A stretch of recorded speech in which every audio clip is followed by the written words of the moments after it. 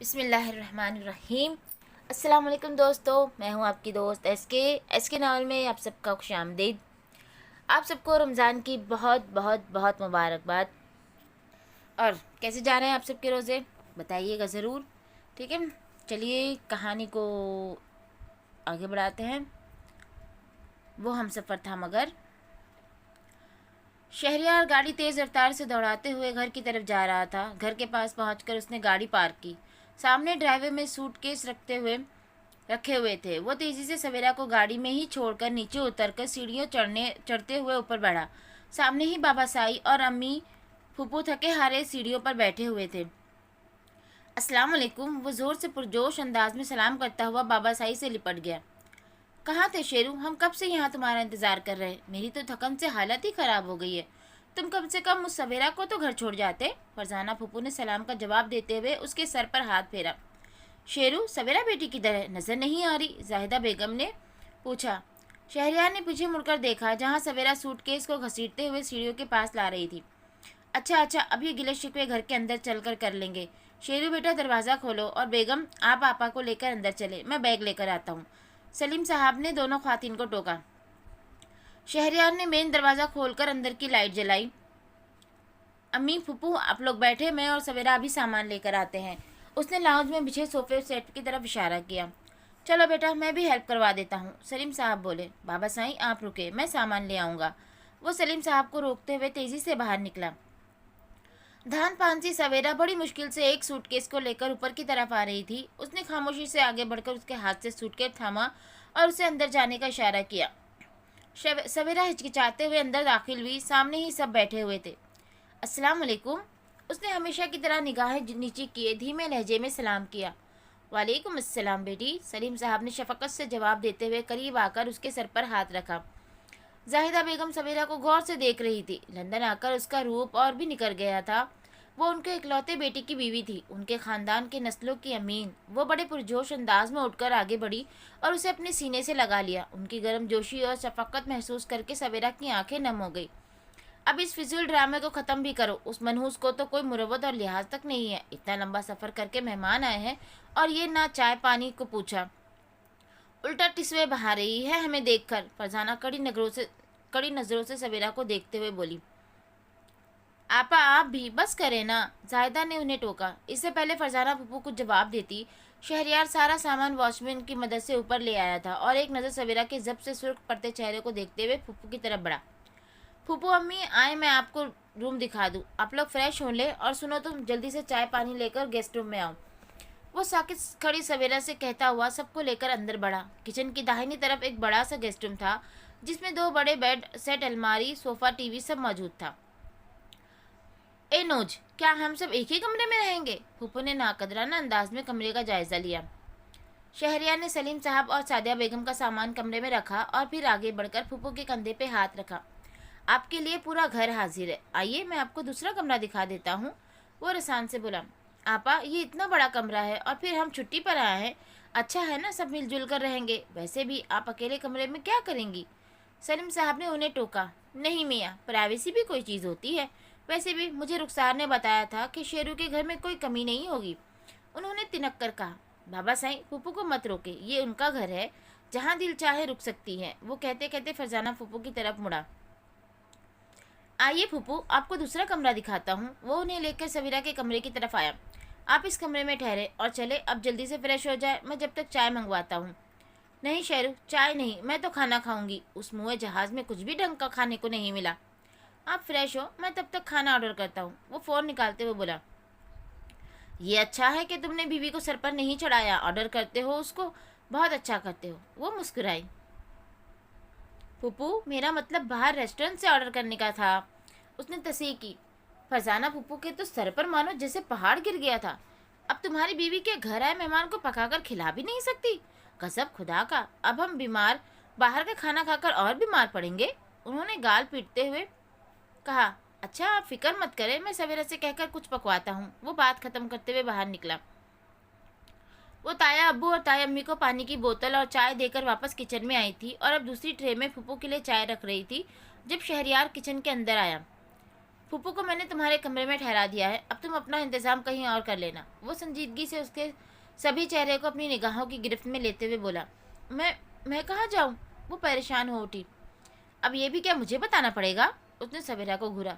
देखिए, आप समझते क्यों नहीं, मैं फूफू के साथ रूम नहीं शेयर कर सकती, बल्कि वही राजी नहीं होंगी, सवेरा ने उंगलियां मसलते हुए कहा। शहरयार 2 कदम आगे बढ़ा और उसके हाथों को अपनी गिरफ्त में लिया। मिसेस शहरयार, मेरे होते हुए आप किसी और के साथ रूम क्यों शेयर करेंगी? लेकिन आप तुम मुझसे खफा है ना? मैं तायम्मी के पास सो जाऊंगी, वो सोचते हुए बोली। स्टॉप इट यू फूल, अब बस बहुत हो गया। तुमने अब तक जितनी हिमाकतें करनी थी कर ली हैं। अब से तुम हमारे कमरे में रहोगी। अपनी जगह पहचानो और यकीन करो, तुम्हारी एक एक हिमाकत का मैं तुमसे कड़ा हिसाब लेने वाला हूँ। उसके हाथों को आज़ाद करते हुए फ़ोन की तरफ बढ़ा और नज़दीकी रेस्टोरेंट से खाना ऑर्डर किया। सुनो, ये फूफू की चाय मुझे दो और अब सबसे यही कहना कि खाना तुमने बनाया है, वो संजीदगी से बोला। मैं कुछ पका लेती हूँ, ऐसे बाहर का खाना अच्छा नहीं लगता। सुनो, तुम भी इस वक्त थकी हुई हो, कल से जो चाहे पका लेना। इनफैक्ट मैं सुबह होते ही एक कुक और हाउसकीपर अरेंज कर रहा हूँ, ताकि तुम पर बर्डन ना पड़े। उसकी ज़रूरत नहीं है, मैं मैनेज कर लूँगी। मेरी बीवी हर वक्त काम कर कर के मासी बने रहे तो मेरे इतना कमाने का क्या फ़ायदा? वो उसके बहुत नज़दीक आकर आंखों में झांकते हुए बोला। मर्द की ख्वाहिश होती है कि वो अपनी बीवी को हर सुख दे, उस पर अपनी कमाई लुटाए। कुछ समझ हमें आया? उसने सवेरा के सर से धरे उसने सवेरा के सर से धीरे से अपना सर टकराया। पहले बस मैं और तुम थे, और तुम बस मेरे लिए पकाती थी, लेकिन अब काम ज़्यादा है। मैं तुम्हें थकाना नहीं चाहता। मुझे अपनी बीवी रोज़ ऑफिस से वापसी पर तरोताज़ा चाहिए, अंडरस्टैंड? वो उसके चेहरे को थपथपाते हुए पीछे हटा और चाय की ट्रे उठाकर फूफू के कमरे की तरफ चला गया। डिलीवरी बॉय के आते ही सवेरा ने जल्दी से मेज़ लगाकर सबको इत्तला दी। खाना खुशगवार माहौल में खाया गया। सफ़र की वजह से सभी बहुत थके हुए थे। उन सबके कमरे में जाते ही सवेरा ने बर्तन समेटने शुरू कर दिए। सुनो, ये सब काम सुबह हो जाएंगे, तुम जल्दी से रूम में आओ, शहरयार उसे हुक्म देता हुआ अंदर चला गया। वो कमरे में जले पैर की बिल्ली की तरह टहल रही थी। सवेरा का रूप, उसकी दिलकशी, शहरयार की उस पर उठती नजरें चीख चीख कर इस बात की गवाही दे रही थी कि वो दोनों एक हो चुके हैं, इस रिश्ते को तस्लीम कर चुके हैं। लेकिन वो अंग्रेज जो रात को मिला था, वो कमरे से निकलकर सीधी किचन की तरफ आई और बहुत ही जाराना अंदाज में किचन में काम करती हुई सवेरा को एक झटके से बाजू से पकड़कर अपनी तरफ खींचा। आह! सवेरा के मुंह से निकला। तुमने क्या सोचा था कि तुम घुन्नी बनी इधर गुलछड़े उड़ाती रहोगी और हम सबकी आंखों में धूल झोंक दोगी? वो गुर्राई। मैंने क्या किया है? फूफू, आप प्लीज़ आराम से बात करें। वो अपना बाजू उनकी सख्त गिरफ्त से छुड़वाने की कोशिश करती हुई बोली। आराम आराम से बात करूं, वो भी तुझ जैसी मनहूस से? अरे आराम तो हमारे नसीब से उसी दिन उठ गया था जब तू पैदा हुई थी, मेरे गबरू भाई को खा गई। लेकिन अब मैं तुझे शेरू के साथ ऐसा करने नहीं दूंगी। तू जो हमारा मुंह काला करने का सोच रही है, मुझे सब पता है। वो एक झटके से उसका बाजू छोड़ते हुए बोली। फूफू, आप ऐसा क्यों कह रही हैं? मैंने क्या किया है? वो अटकते हुए बोली। खबरदार, जो मेरे आगे जबान खोली, चिमटे से खींच कर काट के फेंक दूंगी। फरजाना आपा, क्या हुआ? जाहिदा बेगम, जो सवेरा की मदद करवाने का सोचकर किचन में आई थी, तेजी से उन दोनों के बीच में आई। क्या हुआ है? अरे मुझसे क्या पूछती हो? हिम्मत है तो इस करम जली से पूछो, जो इतने अरसे से मेरे शाहू को उल्लू बनाकर इधर गुलछर्रे उड़ा रही है। वो कहर बरसाती नजरों से सवेरा को घूरते हुए बोली। कसम ले लेता है अम्मी, मुझे कुछ नहीं पता। फूफू क्यों इतना नाराज हो रही हैं? मैं वो फूट फूट के रो पड़ी। अपनी इस 2 टके की मासूमियत से तुम मुझे उल्लू नहीं बना सकती। मैं खूब जानती हूँ कैसे तुम मेरे शाहू को धोखा दे रही हो। वो भड़क कर बोली। आपा, आप बड़ी हैं, पर मुझे लगता है आपको कोई गलतफहमी हुई है। अपनी सवेरा तो बहुत नेक और सादतमंद बच्ची है। जाहिदा बेगम, जो उस हवास बागता सी फरजाना का रवैया देख रही थी, उनको टोकते हुए बोली। सवेरा बेटी, तुम अपने कमरे में चलो, और आपा, आप मेरे साथ आए। सवेरा अपनी आंखें साफ करती हुई बोझल कदमों से बेडरूम की जानिब बढ़ी। फूफू की नफरत आज भी उतनी ही थी, और अब पता नहीं वो क्यों उसके किरदार पर उंगलियां उठा रही थी। वो गर्दन झुकाए सुसु में वसवसों में घिरी कमरे में दाखिल हुई। उसके अंदर खौफ अडेरा डाल रहा था। शहरियार ने हमेशा उसकी ज़ात की नफ़ी की थी, और अब जब वो उस रिश्ते को तस्लीम करने लगा था, तो फूफू का आना उसे मज़ीद डरा रहा था। कल उसे यूनिवर्सिटी भी जाना था, उसकी इजाज़त भी लेनी थी। वो हिम्मत करके उसके कमरे में आई थी। सामने ही बेड पर शहरियार उसके नए फ़ोन का सेटअप कर रहा था। क्या हुआ? सवेरा की आहट पर उसने सर उठाकर उसके फक चेहरे को देखा। मुझे घबराहट हो रही है, वो लरजती हुई आवाज़ में बमुश्किल बोली। घबराहट? शहरयार ने हैरत से उसे देखा। हाथ में थामा फ़ोन बेड पर रखकर खड़ा हुआ और चलते हुए उसके नज़दीक आ रुका। क्या बात है? उसने संजीदगी से दोनों हाथ अपने सीने पर बांधकर पूरी तवज्जो से पूछा। सवेरा ने अपने खुश्क लबों पर जबान फेरी। वो उसे फुप्पू, डॉक्टर एंड्रयू और यूनिवर्सिटी सब के बारे में बताना चाहती थी, पर अल्फाज साथ नहीं दे रहे थे। सुनो लड़की, मैं तुम्हारा लाइफ पार्टनर हूँ और ये जो हमारा रिश्ता है ना, इसमें सबसे अहम आपस का एतमाद होता है। अगर एक बार इस रिश्ते के बीच अना और बेएतबारी की फसल हायल हो जाए तो फिर जो फासले कायम होते हैं वो सारी ज़िंदगी नहीं मिटते हैं, और तुम्हें मुझसे बेहतर कौन जान सकता है। इसलिए परेशान मत हो और बिला झिझक कहो क्या कहना है। उसने सामने खड़ी डर व खौफ से लरजती हुई लड़की की हिम्मत बंधाई। आप मुझसे नाराज़ हैं? उसने वो मुश्किल पूछा। क्यों? तुम्हें ऐसा क्यों लगा? शहरयार ने उसके चेहरे को बगौर देखा। वो मैंने आपको उर्वा जी से शादी करने का कहा था, वो हाथ मसलते हुए परेशानी से बोली।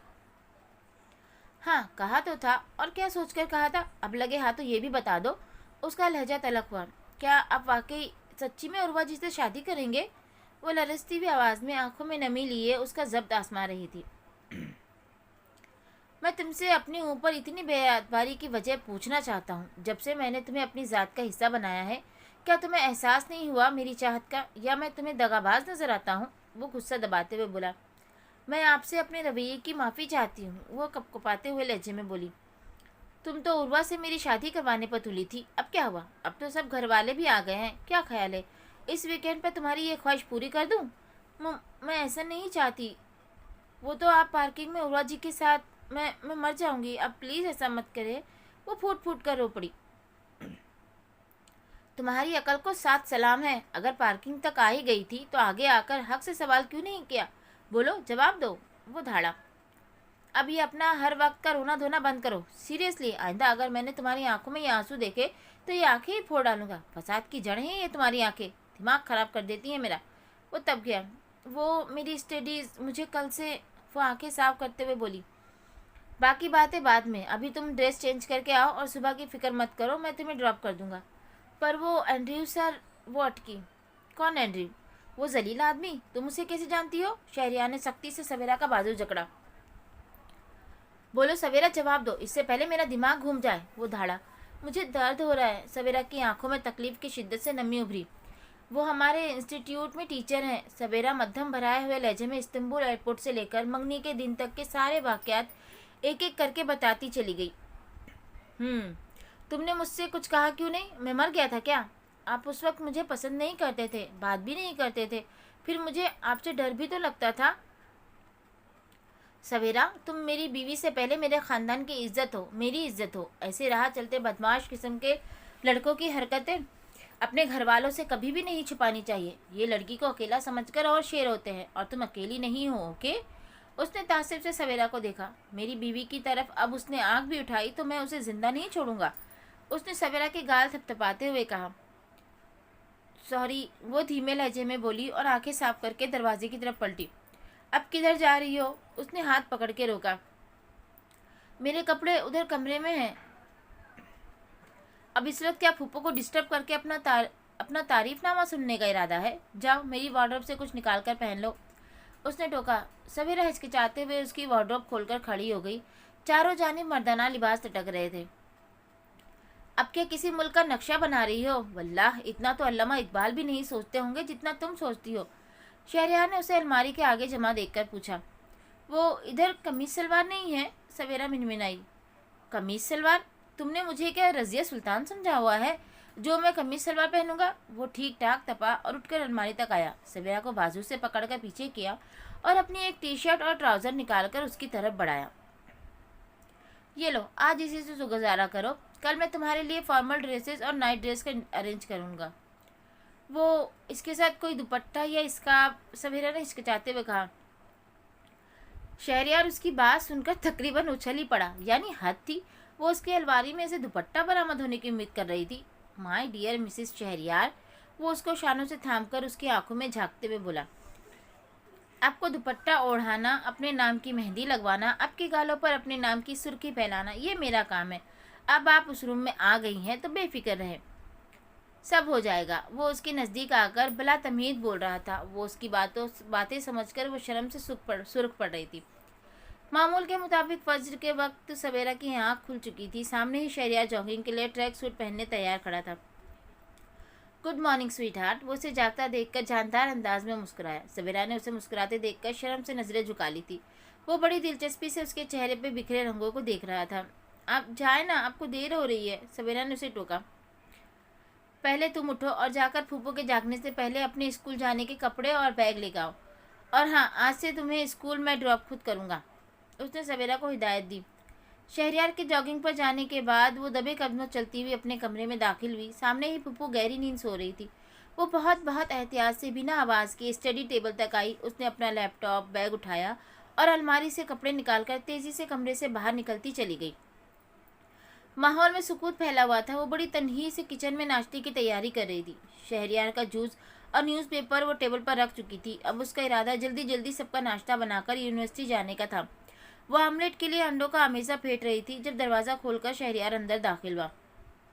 इतनी सुबह सुबह तुम क्या कर रही हो? वो जूस का गिलास उठाते हुए काउंटर पर फैले फैलावे को देखते हुए हैरत में पूछा। सबके लिए नाश्ता बना रही हूँ ताकि जब वो उठे तो उन्हें कोई परेशानी ना हो। वो जल्दी जल्दी हाथ चलाते हुए बोली। मैंने तुम्हें कहा था ना कि फिक्र मत करो, सब लोग बहुत थके हुए आए हैं। 10 बजे से पहले कोई उठने वाला नहीं है। इस वक्त तक फार्म हाउस से हाउसकीपर सोजन यहाँ आ जाएगी और वो सब संभाल लेगी। वो जूस का गिलास खाली करके सवेरा के हाथ में पकड़ाते हुए बोला। मगर ऐसे अच्छा नहीं लगता ना, और फुप्पू तो नाराज़ हो जाएंगी। मुझे तो आज अपना जाना भी अजीब लग रहा है। कहीं सबको बुरा ना लगे कि आज मेहमान घर में आए हैं और मैं उन्हें छोड़कर पढ़ने चली गई। वो परेशानी से बोली। सुनिए, आप सुन रहे हैं ना, उसने शहरयार को मुखातिब किया। बताएं क्या करूं, छुट्टी कर लूं क्या? उसने करीब आकर पूछा। गुलाबी सादा सी कुर्ती, ब्लैक जीन्स और ऊपर से एप्रन बांधे, लंबे घने बालों को जोड़े में लपेटे वो उसे देख रही थी। उसकी मुंतजिर थी। उस वक्त अपनी तवज्जो की मुंतजिर वो उसे इतनी दिलकश लगी कि वो बेख्तियार सा उसकी तरफ खींचा। वो जो अपने जज्बों को एक हद में रखने का कायल था, ना जाने क्यों इस लड़की के आगे अपने जज्बात को सरंगू होने से नहीं रोक पाता था। उसने आगे बढ़कर सवेरा को अपनी गिरफ्त में लिया। मैं बहुत ही रिजर्व प्रैक्टिकल सा बंदा हूँ और तुम्हें पाने से पहले मैं मोहब्बत को फिजूल समझता था, लेकिन तुम बहुत बड़ी साहिरा हो। तुमने मुझे अपनी सादगी से घायल कर दिया है, मेरा दिल लूट लिया है। वो उसके कानों में सरगोशी कर रहा था। सुनो, मेरा दिल चाहता है तुम्हें अपने जज्बात से आशना कर दूं, अपने रंग में तुम्हें रंग दूं। बोलो, मेरी दुनिया में मेरे रंगों में ढलना पसंद करोगी? वो पुरतपिश लहजे में उसकी आंखों में झांकते हुए सवाल कर रहा था। सवेरा का दिल जोर जोर से धड़क रहा था। शहरयार की तवज्जो और अपनाहियत के जज्बात वो पहचान चुकी थी। उसकी चाहत के रंगों को देख चुकी थी। वो उसका साहिबान था, बचपन से उसके दिल में बसा हुआ था और अब तो उसकी रूह तक में उतर चुका था। मिसेस शहरयार, क्या तुम मुझसे प्यार करती हो? शहरयार ने संजीदगी से पूछा। सवेरा की पलकें लरज कर झुक गई थी। चेहरे की रंगत शर्म और हया से सुर्ख पड़ गई थी। वो उसकी मजबूत गिरफ्त में लरज रही थी। शहरयार ने एक हाथ से उसका चेहरा थामकर ऊंचा किया। बोलो sweet heart, do you love me? वो उसकी आंखों में झांक रहा था। शहरयार की आंखें बोल रही थी। माहौल पर एक फुसूसा तारी था।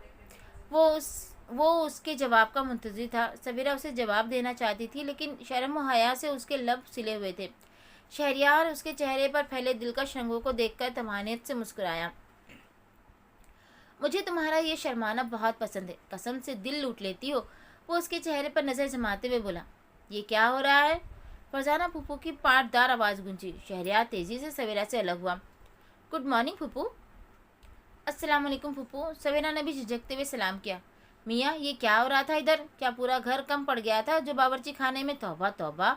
उन्होंने अपने गाल पीटे। फूफू, ये मेरी बीवी है। वो खजल हुआ और मुड़कर फ्रिज से पानी की बोतल निकालने लगा। बीवी है तो मियाँ क्या माचिस की डिब्बी बनाकर पॉकेट में रखकर घूमोगे? मैं कह देती हूँ, आइंदा मुझे तुम दोनों साथ नजर ना हो, बल्कि इसे बोलो पर्दा किया करे। वो सवेरा को घूरते हुए बोली। पर्दा? सीरियसली फूफू, बीवी का शौहर से पर्दा? वो उनकी मंतक पर हैरान हुआ। अल्लाह बख्शे तुम्हारे फूफा से मैंने अकराम के पैदा होने तक पर्दा किया था। वो फखर से बोली। पानी पीते शहरयार के गले में ये बात सुनकर फंदा सा लग गया। इससे पहले वो उन्हें जवाब देता, सवेरा ने उसका हाथ थामकर उसे खामोश रहने की आंखों से इल्तिजा की। वो उसकी आंखों की इल्तिजा देखकर पानी की बोतल वही काउंटर पर रखकर अंदर अपने कमरे में चला गया। ए लड़की, ज़रा एक कप चाय तो दे दो। हाय सर, दर्द से फटा जा रहा है और ये बेहया मेरे शाहू पर डोरे डालने में लगी है, वो ऊंची आवाज़ में बोली। फूफू चाय, सवेरा ने चाय मग में उंडेल कर उनकी तरफ बढ़ाई। फूफू नाश्ता बना दूं? सवेरा ने पूछा। नाश्ता तो मैं सलीम और जाहिदा के साथ ही करूंगी। और लड़की, तुम ज़रा संभल कर रहो, आइंदा मुझे इस तरह शाहू से चिपकी नजर ना आना, वरना वही चोटी से पकड़कर तमीज़ सिखा दूंगी। वो चाय का मग पकड़कर दोबारा कमरे में चली गई। ब्लैक पैंट कोट पर रेड टाई लगाए वो अपने ऊपर परफ्यूम का स्प्रे कर रहा था जब सवेरा अंदर दाखिल हुई। मिसिस, जल्दी करो, मेरी एक अहम मीटिंग है, शहरियार घड़ी बांधते हुए बोला। वो आप जाए, मैं कल से ज्वाइन करूंगी, सवेरा ने कहा। क्यों? वो संजीदा हुआ। घर में ऐसे सबको छोड़कर जाना मुनासिब नहीं लगता, उसने वजाहत दी। क्या मुनासिब है और क्या नहीं ये तो मुझ पर छोड़ दो। मगर सवेरा ने कुछ कहना चाहा। नो मोर आर्ग्यूमेंट, तुम्हारे पास बस 5 मिनट है, हरी अप। वो उसकी बात काटकर अपने लैपटॉप की तरफ बढ़ा। सवेरा ने जल्दी से कुर्सी पर रखा गुलाबी स्कार्फ उठाकर सर पर लपेटकर पिन लगाई, गले में स्टॉलर डाला, हल्की सी लिपस्टिक लगाकर अपना बैग उठा लिया। चले, वो उसके पास आई। गुलाबी स्कार्फ के हाथे में उसका चेहरा मजीद पुरकशिश लग रहा था।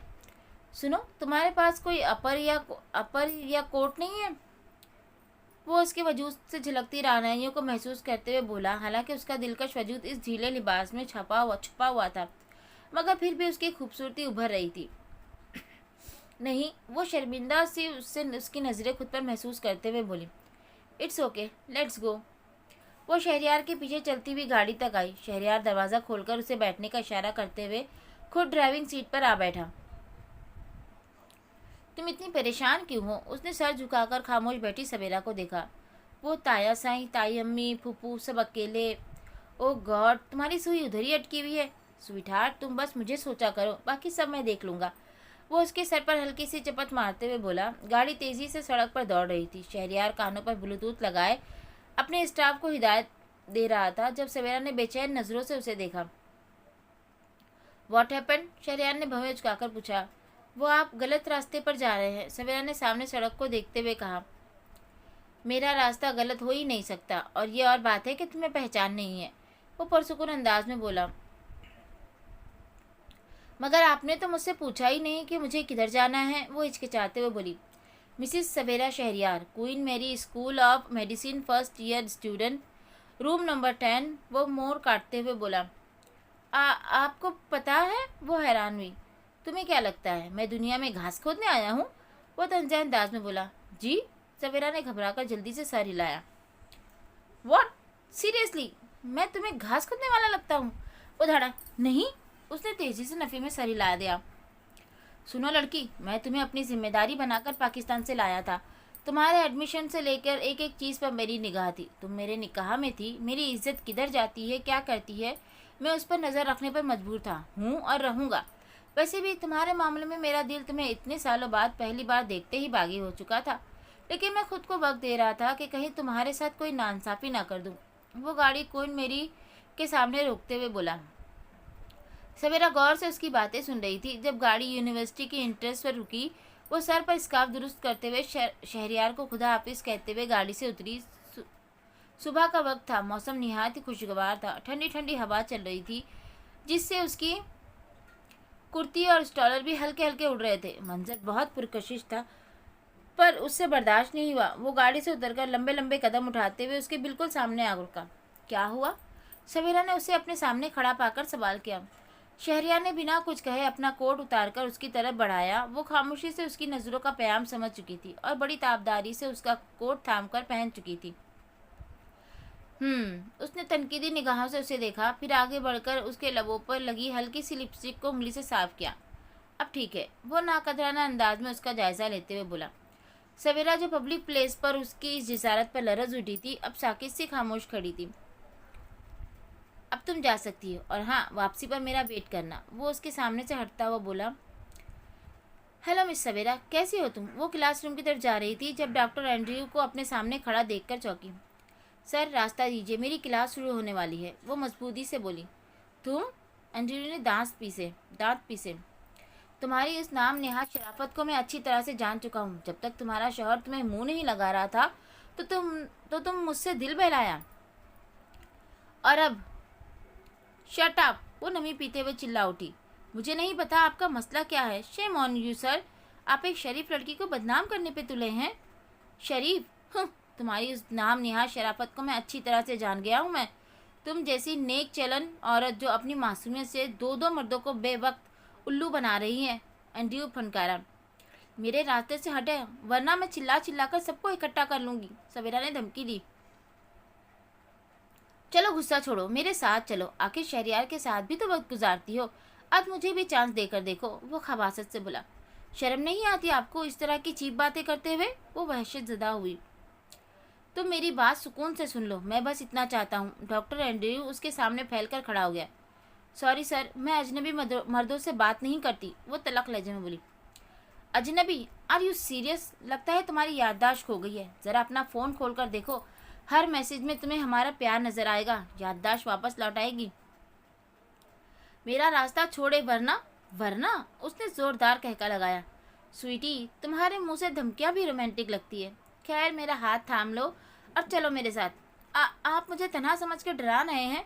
हिम्मत है तो मेरे हस्बैंड के सामने बात करें, मेरे हस्बैंड आपको छोड़ेंगे नहीं, वो मजबूत लहजे में बोली।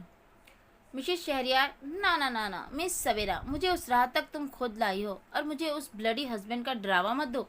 बल्कि ऐसा करो, घर जाकर मेरा इंतज़ार करो, मैं आज तुम्हें सबके सामने उठाकर अपने साथ ले जाने आ रहा हूँ। दिमाग दुरुस्त है आपका? ये आप जैसे लोग ही पूरे हैं, ये आप जैसे लोग ही हैं जो उस्ताद होकर ये आप जैसे लोग ही बुरे हैं जो उस्ताद होकर दरसगाह की तौहीन करते हैं अपनी घटिया हरकतों से। इतना मत बोलो कि बाद में तुम्हें पछताना पड़े। ये तो तुम्हारी खुशकिस्मती है कि मैं सब कुछ जान कर भी तुम जैसी बढ़ती हुई लड़की को अपनाना चाहता हूँ, वो गुर्राया। वो गाड़ी यूनिवर्सिटी के पार्किंग लॉट से निकाल चुका था जब उसकी निगाह साथ वाली सीट पर सवेरा के लैपटॉप पर पड़ी। वो शायद जल्दी में उसे गाड़ी में ही भूल गई थी। मिसेस शहरियार, उसने मुस्कुराकर गाड़ी का रुख वापस यूनिवर्सिटी की तरफ मोड़ा। वो जो पहले सवेरा के वजूद से चिढ़ता चलाया था, अब सवेरा को पाकर खुद में बहुत तब्दीलियां महसूस कर रहा था। उसकी निगाहों में चाहत का एक जहान आबाद हो चुका था। सवेरा अपनी मासूमियत से, सादगी से उसके दिल में बड़े शान से बराजमान हो चुकी थी। उस मामले में उसके साथ बिल्कुल आँख ओझल पहाड़ ओझल वाला हिसाब हुआ था। जब तक सवेरा को उसने जाना नहीं था वो उस रिश्ते से मुनाफी था, लेकिन ये भी उसकी शर्त के खिलाफ था कि उसकी चीज़ चाहे वो सवेरा ही क्यों ना हो, वो किसी और के कब्जे में जाए। अजल से तुम मेरे ही नसीब में लिखी थी, बस मैंने ही ज़रा देर से जाना। वो गाड़ी पार्क करके उतरा और अंदर मेडिकल डिपार्टमेंट की तरफ बढ़ा। नींद उसकी आंखों से कोसों दूर थी, पूरी रात आंखों में कटी थी। सुबह हो चुकी थी। वो पुसमर्दगी से चलती हुई घर के खूबसूरत लॉन में आकर बैठ गई। उसकी आंखें शिद्दत घिरिया से सुर्ख हो रही थी।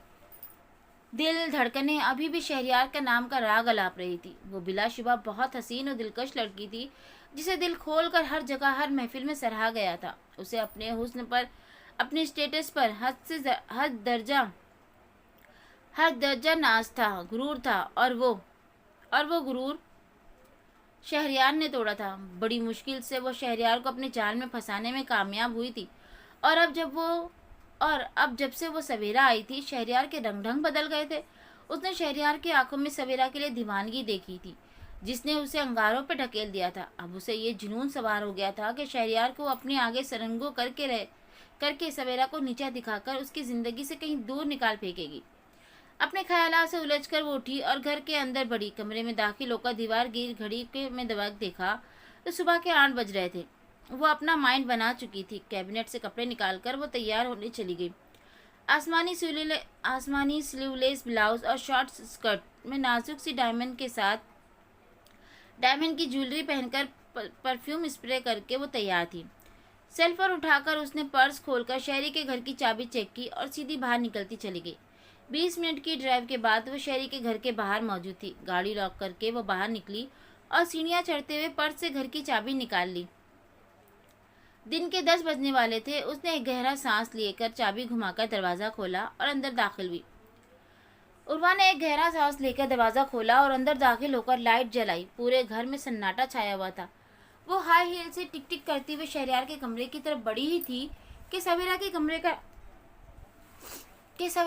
कमरे का दरवाज़ा खोला और एक बुजुर्ग खातून बाहर निकली। वो उन्हें देखकर ठिठक कर रुक गई। ए लड़की, कौन कौन हो तुम और ऐसे घर में कैसे घुसे चले आ रही हो? उन्होंने कड़ी निगाहों से उसका जायजा लिया।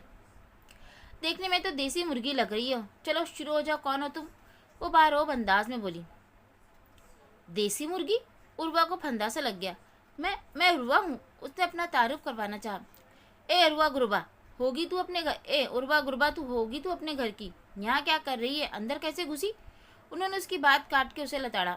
मेरे पास चाबी है। उर्वा ने चाबी दिखाई और फरजाना ने चील की तरह चमट कर चाबी उसके हाथ से ले ली। कहाँ से मिली तुझे हमारे घर की चाबी? फरजाना ने भौवें उचकाई। ये चाबी मुझे शहरी ने दी थी। यू नो शहरी, इस घर का मालिक, उर्वा ने जवाब दिया। शहरी? ओह, तू शेरू की बात कर रही है। अरे वो तो बच्चा है, और तू तू तो पक्की समझदार औरत है। बच्चे ने चाबी दी और तूने ले ली, तेरी इतनी हिम्मत? वो उसे सर से लेकर पैर तक घूरते हुए बोली। ओल्ड वुमेन, तमीज से बात करो। और वो शहरी कोई दूध पीता बच्चा नहीं है। उर्वा के सब्र का पैमाना लबरेज हो गया। ओल्ड वुमेन होगी तू, तेरी अम्मा, तेरा बाप, तेरा पूरा खानदान जिसे तुझे सॉरी ओल्ड वुमेन होगी तू, तेरी माँ, तेरा बाप, तेरा पूरा खानदान जिसे तुझे पहनाने के कपड़े तक नहीं नसीब हुए। फरजाना ने उसे कोसा। क्या हो रहा है आपा? सलीम साहब आवाज़ें सुनकर गेस्ट रूम से बाहर निकल आए। सलीम मियाँ, ज़रा देखो तो हमारे घर में फ़कीरनी घुसाई है। बेचारी के पास कपड़ा लत्ता तक नहीं है कि खुद को ढांप सके। मियाँ ज़रा अपना बटुआ तो लाओ और इसे कुछ दे दिलाकर फारिग करो, वो उर्वा को घूरते हुए बोली। सलीम साहब आगे आए। बेटी, आप कौन हैं और इधर कैसे आना हुआ? उन्होंने शाइस्तगी से पूछा। अंकल, आप कौन? उर्वा ने उल्टा सवाल किया। मैं इस घर के मालिक शहरियार का बाप हूँ, वो नरमी से बोले। आप शहरी के फादर हैं? ओह माय गॉड, उसने मुझे बताया ही नहीं कि उसकी फैमिली आ रही है पाकिस्तान से। वो हैरान रह गई। चले बेटा, आप अंदर चलकर बैठे और आपा आप दरवाज़ा खोले। लगता है शहरियार के भिजवाए नौकर आ गए हैं। वो घंटी की आवाज़ सुनते हुए गोया हुए। सोजन आकर किचन संभाल चुकी थी। सलीम साहब उर्वा को लेकर लिविंग रूम में बैठे थे। फरजाना भी जायदा बेगम को लेकर उधर ही जा रही थी जब सोजन सामने आई और टूटी फूटी उर्दू में चाय का पूछा। मैडम, आप लोग चाय पियोगी या कॉफ़ी? अरे भाड़ में जाए तुम्हारी चाय, जाओ जाओ जाकर नाश्ता तैयार करो। फरजाना सोजन की मदाखलत पर तिलमिलाकर बोली। सोजन ने उनका रवैया देखते हुए खामोशी से किचन में जाना मुनासिब समझा। ये विलायती लड़कियां तो होती ही तेज तर्रार है। जरा उस भेड़ंगी को तो देखो, कैसे बिना लिबास बेबाकी से सलीम के सामने बैठी है। फरजाना ने लिविंग रूम में बैठी उर्वा को देखते हुए जहर उगला। फरजाना आपा, अब ऐसा भी मत कहिए, उसने लिबास पहना हुआ है, इधर का पहनावा ही ऐसा है। जाहिदा ने उर्वा की तरफ दारी की जिससे फरजाना भड़क उठी। तुम्हें उस फैशन की पोट नंगी टांगों वाली बकरी में ऐसा क्या नजर आ गया जो उसकी हिमायत कर रही हो? बेहतर है तुम सलीम को लेकर अंदर जाओ, मैं खुद उससे निपट लूंगी। उन्होंने जाहिदा को झाड़ा। वो दोनों अंदर आकर सोफे पर बैठ गई। कमरे का माहौल खासा संजीदा था। सलीम साहब के चेहरे पर भी बला की संजीदगी तारी थी और उर्वा अपने आंसू पोंछ रही थी। तो अब आप क्या चाहती हैं बेटा जी? चंद लम्हों की खामोशी को सलीम साहब की गंभीर आवाज़ ने तोड़ा। अंकल, मुझे शहरी से शादी करनी है। उसने 100 लोगों के बीच मुझसे मंगनी की थी और अब अपना मतलब निकालकर शादी से मुकर गया है। उर्वा की बात ने जाहिदा बेगम और फरजाना की समात पे बम फोड़ा। क्या बकवास है ये? और लड़की, तुझे हया ना आई इतना गंदा और झूठा इल्ज़ाम मेरे शेरू पे लगाते हुए? फरजाना बेगम ने नफरत उंगलती निगाहों से उर्वा को देखा। आपा प्लीज़, मैं बात कर रहा हूँ, सलीम साहब ने उन्हें टोका। अरे जिनके दिल सियाह हो वह ऐसे ही दूसरों पर तहमत लगाते हैं सलीम मियाँ। इस हरापा को कुछ दे दिलाकर फारिग करो। ये मंगती है, लिख लो। दौलत की हवस में शेरू के पीछे पड़ी है। उर्वा, फरजाना फूफू की बात सुनकर तड़प कर खड़ी हो गई। ए बुढ़ी औरत, जबान संभाल कर। मुझे नहीं पता था शहरी का खानदान इतना बैकवर्ड है, और मैं इल्ज़ाम नहीं लगा रही। बुलाओ उसे, पूछो उससे कि मुझसे मंगनी की थी कि नहीं, शादी के सपने दिखाए थे कि नहीं। उर्वा चिल्लाई। आवाज़ नीचे कर बेशरम, फरजाना ने उसे टोका। बेटा, आप अभी अपने घर जाओ, आपकी बात मैंने सुन ली है। अब मुझे शहरियार की साइड की स्टोरी भी जाननी है, फिर मैं आपसे खुद रब्ता करूँगा। सलीम साहब ने बात ख़त्म की। सर, आप मेरे रास्ते से हट जाए वरना, सवेरा ने गुस्से से कहा। वरना क्या? तुम मेरा क्या बिगाड़ लोगी, बोलो। वो उसके नज़दीक आकर चेहरे पर फूंक मारता हुआ बोला। ये सुनसान जगह है डार्लिंग, और इस वक्त वैसे भी सब स्टूडेंट अपनी अपनी क्लासेस में हैं। अगर मैं तुम्हें इधर से घसीटता हुआ भी ले जाऊं तो कोई नहीं बचा सकता। वो हंसकर उसके चेहरे को छूते हुए बोला।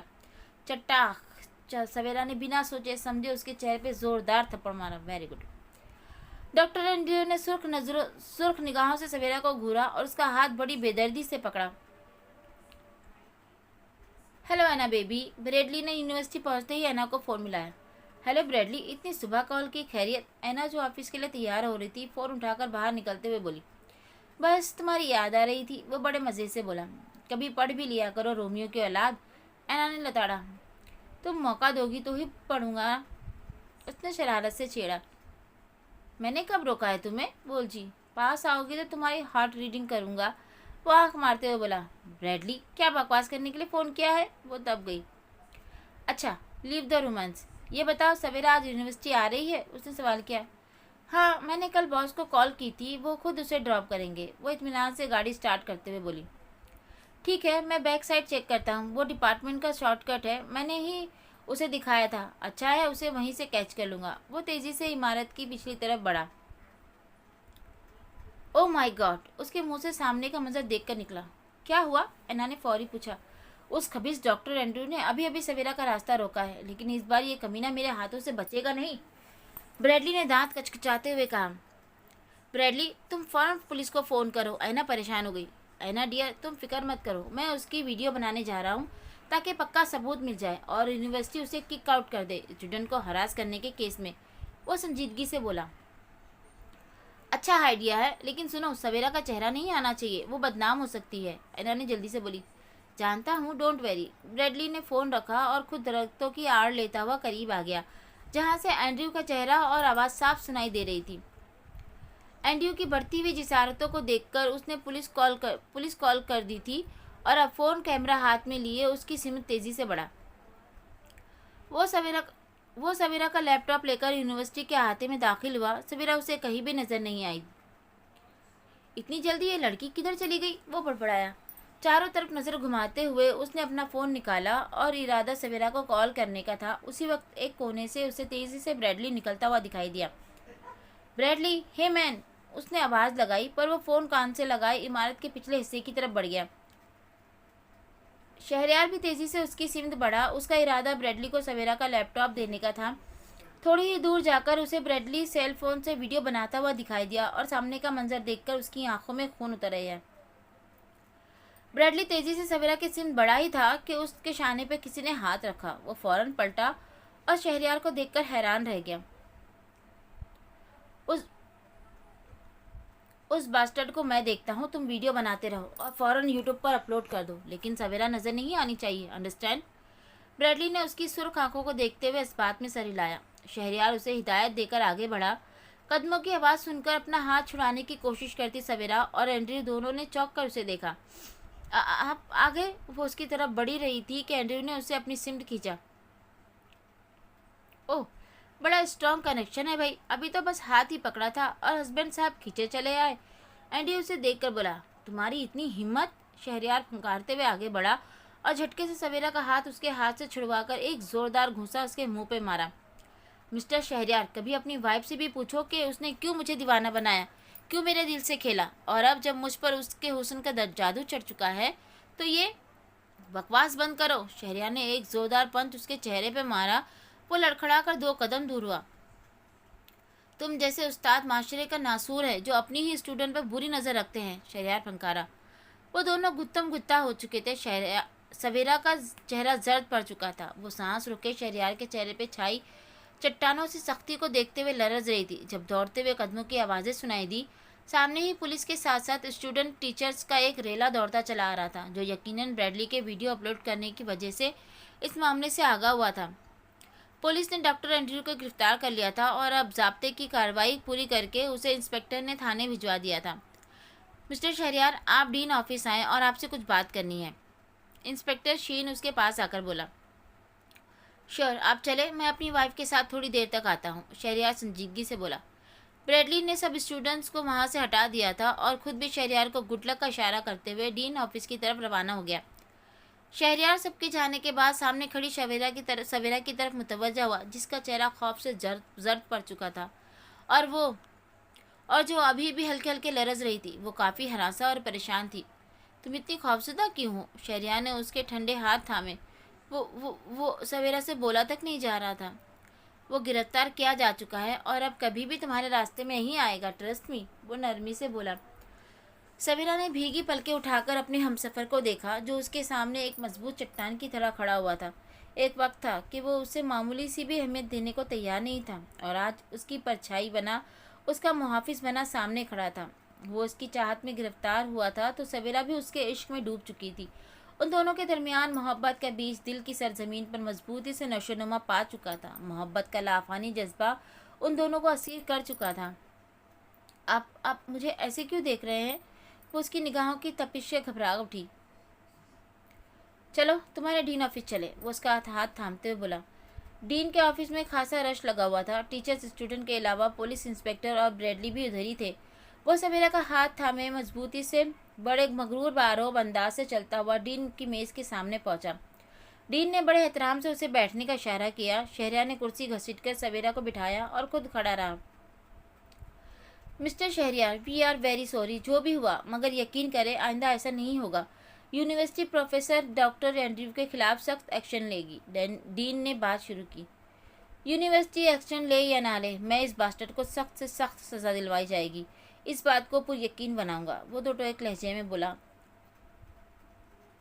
अरे अरे मिस्टर शहरियार, आपसे एक रिक्वेस्ट है, आप प्लीज़ यूट्यूब से वीडियो हटवा दें। यूनिवर्सिटी की इज्जत का सवाल है। बाकी हम पर यकीन रखें, हम इस मामले पर डॉक्टर एंड्रयू को सज़ा ज़रूर दिलवाएंगे, डीन फ्लेक्टी ने गुजारिश की। वेल, मैं इस पर सोचूंगा, वो बोलते बोलते रुका। Mr Shahriyar, kindly video delete करवाएं, हम इस वीडियो को अदालत में इस्तेमाल करेंगे। आपके इंस्पेक्टर आगे बढ़ा। ओके शहरियार ने ओके शहरियार ने सर हिलाते हुए ब्रेडली को इशारा किया और खुद अलविदाई कलमात अदा करते हुए सवेरा को लेकर ऑफिस से बाहर निकल आया। तुमने देखा आज उस डॉक्टर की वजह से कितनी प्रॉब्लम हुई और तमाशा लग गया, तमाशा बना। वो सुनसान राहदारी में रुकते हुए संजीदगी से बोला। काश तुमने मुझसे कुछ ना छुपाया होता तो आज ये नौबत नहीं आती। वो बला की हद तक संजीदा था। मैंने कभी सोचा भी नहीं था कि सर इस तरह से इतनी बदतमीजी करेंगे, वो रोते हुए बोली। जी मिसेस शहरियार, बिल्कुल, आपने तो कभी सोचा भी नहीं था। इनफैक्ट आप तो सोचने समझने की सलाहियतों से ही आ रही हैं। और मैं तो जैसे मुकम्मल प्लानिंग करके आया था ना कि वो जलील इंसान तुमसे बदतमीज़ी करे और मैं उसकी ठुकाई लगाऊं।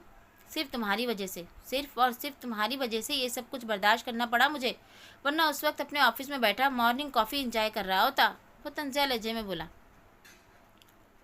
सवेरा उसका तंजिया लहजा सुनकर सिसक उठी। हद होती है मकानापन की और बेतमादी की।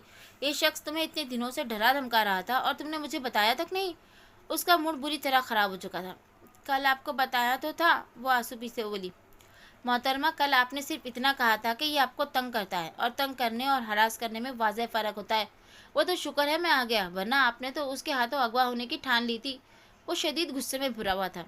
सवेरा दांतों से होंठ काटते हुए अपने आंसू रोकने की कोशिश कर रही थी। प्लीज़ अब ये रोना शुरू मत करना, वरना यहीं किसी दरख्त से उल्टा लटका दूंगा तुम्हें, वो भन्नाया। प्लीज़ मैं सॉरी कर रही हूँ ना, वो बेख्तियार होकर आगे बढ़ी और उसके कंधे से सर टिकाकर फूट फूट कर रो पड़ी। एक तो बंदा शादी के बाद गुस्सा भी ढंग से नहीं कर सकता, उसने बड़बड़ाते हुए सवेरा को खुद से अलग किया। अच्छा, अब ये रोना धोना बंद करो और आराम से अपनी बकाया क्लासेस अटेंड करो। फारिग होकर कॉल कर देना, मैं ड्राइवर भेज दूंगा, वो नरमी से उसके आंसू साफ करते हुए बोला। सवेरा इस बात में सर हिलाते हुए आगे बढ़ी जहां ब्रैडली उसका इंतज़ार कर रहा था। सुबह 7 बजे वो घर से निकला था सवेरा को छोड़ने, और उसके बाद यूनिवर्सिटी के हंगामे ने उसे बहुत देर करवा दी थी। उस वक्त दिन के 11 बज रहे थे। वो ऑफिस की पार्किंग में अपनी मखसूस जगह पर गाड़ी पार्क करके सबके सलाम का सर हिलाते हुए संजीदगी से अपने रूम की तरफ बढ़ा और अंदर पहुंचते ही इंटरकॉम उठाकर ऐना को अंदर आने का हुक्म दिया। Yes sir. ऐना हाथ में कॉपी पेन लिए अंदर दाखिल हुई। मिस ऐना? जी सर। वो अटेंशन हुई। मैंने आपको पहले दिन से ही सवेरा की देखभाल की और सारी रिपोर्टिंग देने की जिम्मेदारी दी थी कि नहीं? यस सर, दी थी, और मैंने आपको उनकी सारी रिपोर्ट दी थी। इनफैक्ट यूनिवर्सिटी में उनका रूम नंबर तक बता दिया था। ऐना फरफर बोली। तो फिर मुझे उस डॉक्टर एंड्रयू के बारे में कुछ पता क्यों नहीं चला? वो सर्द लहजे में बोला। सर, डॉक्टर एंड्रयू का मुझे भी बहुत देर से पता चला था। आप उन दिनों मिस रुवा के साथ बिजी थे, तो मैं और ब्रैडली उसे देख रहे थे। क्या खाक देखा है तुम लोगों ने? मुझे उस एंड्रयू की पूरी इन्फॉर्मेशन चाहिए। वो सवेरा को कैसे जानता है क्यों उसके पीछे हाथ धोकर पड़ा है? सब कुछ किसी प्राइवेट डिटेक्टिव को हायर करो, उसने हिदायत दी। वेल, सवेरा के मामले में मैं आइंदा कोई कोताही बर्दाश्त नहीं करूंगा। Consider this alert, a last warning. Okay sir, Ana ने संजीदगी से सर हिला दिया। अब जाओ और उस शहर के सबसे बड़े वकील से मेरी मीटिंग सेट करवाओ, जो उस एंड्रयू को कम से कम 10 साल की सज़ा दिलवाए। शहरयार ने हुक्म दिया। ओके सर, उस एना ने ताबदारी से सर हिलाते हुए बाहर निकल गई। वो अपने कामों में मसरूफ़ था। अभी अभी एक मीटिंग भुगता कर फारिग हुआ था जब उसका सेल फ़ोन बजा। उसने फ़ोन पर नज़र दौड़ाई तो सवेरा की कॉल थी। हेलो, सवेरा की मधुर आवाज़ उसकी समाज से टकराई। आप ठीक हैं? उसने झिझकते हुए पूछा। क्यों, मुझे क्या होना था? शहरयार ने उल्टा सवाल किया। वो आप गुस्से में थे तो? मिसेस शहरयार, मेरे गुस्से की आपको फ़िक्र होती तो आप। खैर, कहिए क्या हुक्म है, कैसे कॉल की? वो टाई की नॉट ढीली करते हुए कुर्सी पर बैठा। वो मेरी क्लासेस ख़त्म हो गई हैं। ओके, तुम मेरा वेट करो, मैं आ रहा हूँ। वो खड़ा होते हुए गाड़ी की चाबी उठाते हुए बोला। जी ठीक है, लेकिन अगर आप मसरूफ़ हैं तो ब्रैडली कह रहा है वो ड्रॉप कर देगा। नहीं, मैं आ रहा हूँ, वैसे भी मुझे तुम्हें कहीं लेकर जाना है। जी, सब ठीक तो है? वो परेशान हुई। सब ठीक है, बस मैं ठीक नहीं हूँ और मुझे इस वक्त तुम्हारे साथ टाइम स्पेंड करना है, दैट्स इट। वो ऑफिस से बाहर निकला। लेकिन घर में सब इंतज़ार कर रहे होंगे। सवेरा बौखला गई। घर को छोड़ो और अपने घर वाले की फ़िक्र करो। सुबह से गुस्से से तप रहा हूँ और अब तुम्हारा फ़र्ज़ है मेरा गुस्सा कम करो। थोड़ा दिल बहलाओ, मेरे साथ अच्छा सा रोमांटिक सा टाइम स्पेंड करो। वो उसके छक्के छुड़ाते हुए बोला। उसने घबराहट में तीसरी बार खुद पर अच्छी तरह से कोट को दुरुस्त किया और चारों तरफ देखने लगी। यूनिवर्सिटी ऑफ हो रही थी। सब स्टूडेंट आहिस्ता आहिस्ता बाहर जा रहे थे। वो ब्रैडली के साथ बाहर आई थी, जो इस वक्त एक कोने पर ऐना से फ़ोन पर बातें कर रहा था। उसने एक बार फिर पार्किंग में शहरयार की गाड़ी तलाश करना चाहिए, लेकिन वो अभी तक नहीं पहुंचा था। तभी उसकी नज़र दाएं हाथ पर खड़े घने बरगद के दरख्त के नीचे पड़ी और उसके चेहरे पर खौफ की परछाइयाँ तेज़ी से नमदार हुई। शहरयार पार्किंग में पहुंच चुका था। सवेरा के आने से पहले उसकी ज़िंदगी एक मशीन की तरह से चल रही थी। बस बिजनेस की दुनिया में नाम बनाना, अपना आप मनवाना, यही धुन सवार थी। काम काम और काम। लेकिन सवेरा उसकी ज़िंदगी में एक खुशगवार तब्दीली साबित हुई थी। वो फिर से मुस्कुराने लगा था। उस लड़की की छोटी छोटी हिमाकतें उसे अच्छी लगने लगी थी। उसने गाड़ी रोककर इत्मीनान से अपनी टाई की नोट ढीली की और दरवाज़ा खोलकर बाहर निकला। बाएं तरफ जंगल के दरख्त के नीचे बाएं तरफ दरख्त के नीचे सर झुकाए खड़ी लड़की पर उसे सवेरा का गुमान हुआ। उसने आंखें सुकेड़कर गौर से देखा। वो अभी तक शहरयार का कोट पहने हुए थी, ढीला ढाला सा, जो उसके घुटनों से भी नीचे आ रहा था। लंबी आस्तीनें फोल्ड की हुई थी। उसके सर झुकाकर आंसू साफ करने पर उसे अंदाजा हुआ कि वो रो रही है। वो बेइख्तियार होकर तेजी से उसकी सिमत बढ़ा। क्या हुआ है? किसी ने कुछ कहा है? मुझे बताओ क्या बात है? आखिर तुम रो क्यों रही हो? वो माथे पर तशवीश से बल डाले उसे देखने लगा। आप आ गए? सवेरा ने उसकी आवाज़ सुनकर सर उठाया। उसकी आंखें शहरयार को देखकर चमक उठी थी। तुम ये अकेली क्या कर रही हो? ब्रैडली किधर है? उसकी नज़रों में खुद को देखकर उभरने वाली जगमगाहट नोट करते हुए बोला। वो उधर ऐना से फ़ोन पर बात कर रहा है। उसने कहा था यहीं ठहरो, मैं आता हूँ। लेकिन आप वो सामने देखिए ना, वो मुझे घूर रहा है, मुझे डर लग रहा है। वो सहम सी गई। कौन कौन घूर रहा है? मुझे बताओ, अभी उसका मुंह तोड़ता हूँ। शहरयार उसे अपने